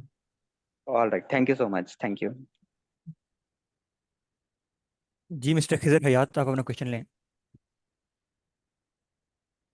अस्सलाम वालेकुम, मेरी आवाज़ आ रही है सबको? आ रही वालेकुम है। सलाम जी। अच्छा, ये भाई मेरा क्वेश्चन ये है कि सबसे पहले तो क्वेश्चन ये है कि मैंने मास्टर्स के लिए अप्लाई किया, तो मैंने ना एचईसी से और मुफा से नहीं करवाए, बाकी मैंने बोर्ड से और आईबीसीसी से और एचईसी से करवा लिए डॉक्यूमेंट्स। अब मेरा क्वेश्चन ये है कि मुझे चाहिए एफएससी की जो है वो मार्कशीट नहीं मैंने करवाई, लेकिन सनद जो है वो मैंने टेस्टेड करवाई है आईबीसीसी से। तो क्या मुझे जो मार्कशीट है वो भी करवानी चाहिए उसके लिए या ज़रूरत नहीं है? कोई और नहीं, आप उसको छोड़ सकते हैं। ठीक हो गया। और दूसरा क्वेश्चन ये है कि अब लाहौर में तो ट्रांसलेटर नहीं है, तो उसके लिए हमें इस्लामाबाद जाना पड़ेगा और फिर वापस लाहौर एम्बेसी में ही आके सारा प्रोसेस करना पड़ेगा, यानी कि इधर से वीज़ा वगैरह और बहुत सारी चीज़ें अप्लाई हो जाएंगी? हाँ, मैंने यही तो एक्सप्लेन किया था जब लाहौर रीजन का, तो आप सारा प्रोसीजर यहाँ से करवा दें। आप जो ट्रांसलेटर को व्हाट्सअप कर दें, उन पे व्हाट्सअप पे आप उनको रब्ता कर लें, वो आपको कहें व्हाट्सअप या ईमेल जो भी आपसे वो कहें, तो आप उनको डॉक्यूमेंट सेंड कर दें, और बाकी सारा अपना प्रोसीजर आप लाहौर में कर सकते हैं। जब आप लाहौर ठीक हो गया। जब जाएंगे वहाँ पे, या तो वो आपको टीसीएस भी करवा सकता है, जब वो आपका टेस्ट वो ट्रांसलेटेड हो जाएंगे डॉक्यूमेंट्स, तो वो आपको वापस सेंड कर देगा टीसीएस के थ्रू। तो आप यहाँ से बाकी जो ट्रांसलेटेड डॉक्यूमेंट्स होंगे उनको यहाँ से टेस्ट करवा लेना। ठीक हो गया, यानी कि उनको हार्ड कॉपीज देने की जरूरत नहीं है? नहीं नहीं नहीं नहीं, जरूरत नहीं है, उसको सिर्फ आप स्कैन करके पीडीएफ भेज दें बस। ठीक हो गया। अब मेरा तीसरा क्वेश्चन ये है कि मैं हूँ बहावल नगर से बेसिकली, तो ठीक। मेरा तो जो नियर है वो कोई भी रीजन नहीं आता, ना लाहौर लगता है ना ही कराची, ये वो सारी चीजें। तो मैं अपने बहावल नगर से भी करवा सकता हूँ अपना मेडिकल, या फिर किसी बड़े सिटी से करवा लूँ ताकि वो रिजेक्शन के चांस ना हो? नहीं, आप बिल्कुल भावल नगर से करवा सकते हैं, आप भावलपुर से करवा सकते हैं, भावल नगर से किसी भी गवर्नमेंट हॉस्पिटल से करवा सकते हैं, नो इश्यू। लेकिन ठीक हो ये गया, यानी कि लाहौर और D H Islamabad Q region वालों के लिए है, कराची वालों के लिए नहीं है, वो मैंने पहले एक्सप्लेन कर दिया है। अगर कोई सुन रहा है तो हम्म, वो उसके लिए नहीं है, ये लाहौर और इस्लामाबाद रीजन के लिए आप किसी भी गवर्नमेंट हॉस्पिटल से करवा सकते हैं। ठीक हो गया। और तीसरी बात ये है कि कोई आपको आइडिया है कि कितने चार्जेस लेते हैं वो पर पेज ट्रांसलेट करने के? अब क्योंकि ये देखिए, अभी तक किसी को नहीं पता, तो ये बेहतर होगा कि आप थोड़ा सा बता दें इसके बारे में। जी बिल्कुल। ये जो लाहौर, क्योंकि आप दो ट्रांसलेटर दो जगहों पे हैं, या तो इस्लामाबाद में या कराची में एक अब्दुल बासित है। अब्दुल बासित जो है वो थोड़ा सा महंगा है, क्योंकि उसमें उधर एक ही है, और वहाँ से आपने करवाना भी वहाँ से ही होता है, मजबूरी है, क्योंकि उसके बाद उसके अलावा जो कौंसल कराची है वो नहीं मानता। वो लास्ट टाइम जो उसका था वो 4000 था, लेकिन हम उनसे उनसे डिस्काउंट की अपील की थी, तो आप भी उनसे नेगोशिएट कर सकते हैं, तो वो 3500 तक कर दिया था। और उसने, और जो इस्लामाबाद वाले ये सस्ते हैं, ये तकरीबन 2500 या 3000, 2000 3000 के दरमियान लास्ट टाइम चार्ज कर रहे थे। अभी भी मुझे किसी ने बताया रात के, किसी स्टूडेंट ने मुझे मैसेज किया था, तकरीबन कोई 2500 की बात की थी। मैंने कहा था हाँ ठीक है, आप फर्दर उनसे बात कर लें कि हम स्टूडेंट हैं, इस तरह डिस्काउंट कर दें। अगर वो नहीं करते तो 2500 भी सुटेबल है, कोई मसला नहीं, ज़्यादा नहीं है एक पेज का। आपको टोटल 3 से 4 पेज टोटल होते हैं, बस यही आपके जो लगने हैं। बाकी वीज़ा फीस हो गई, बाकी एम्बेसी की या कौंसल का अटेस्टेशन फीस वो बिल्कुल फ्री है तीनों रीजन में, लाहौर में भी, इस्लामाबाद में भी, कराची में भी।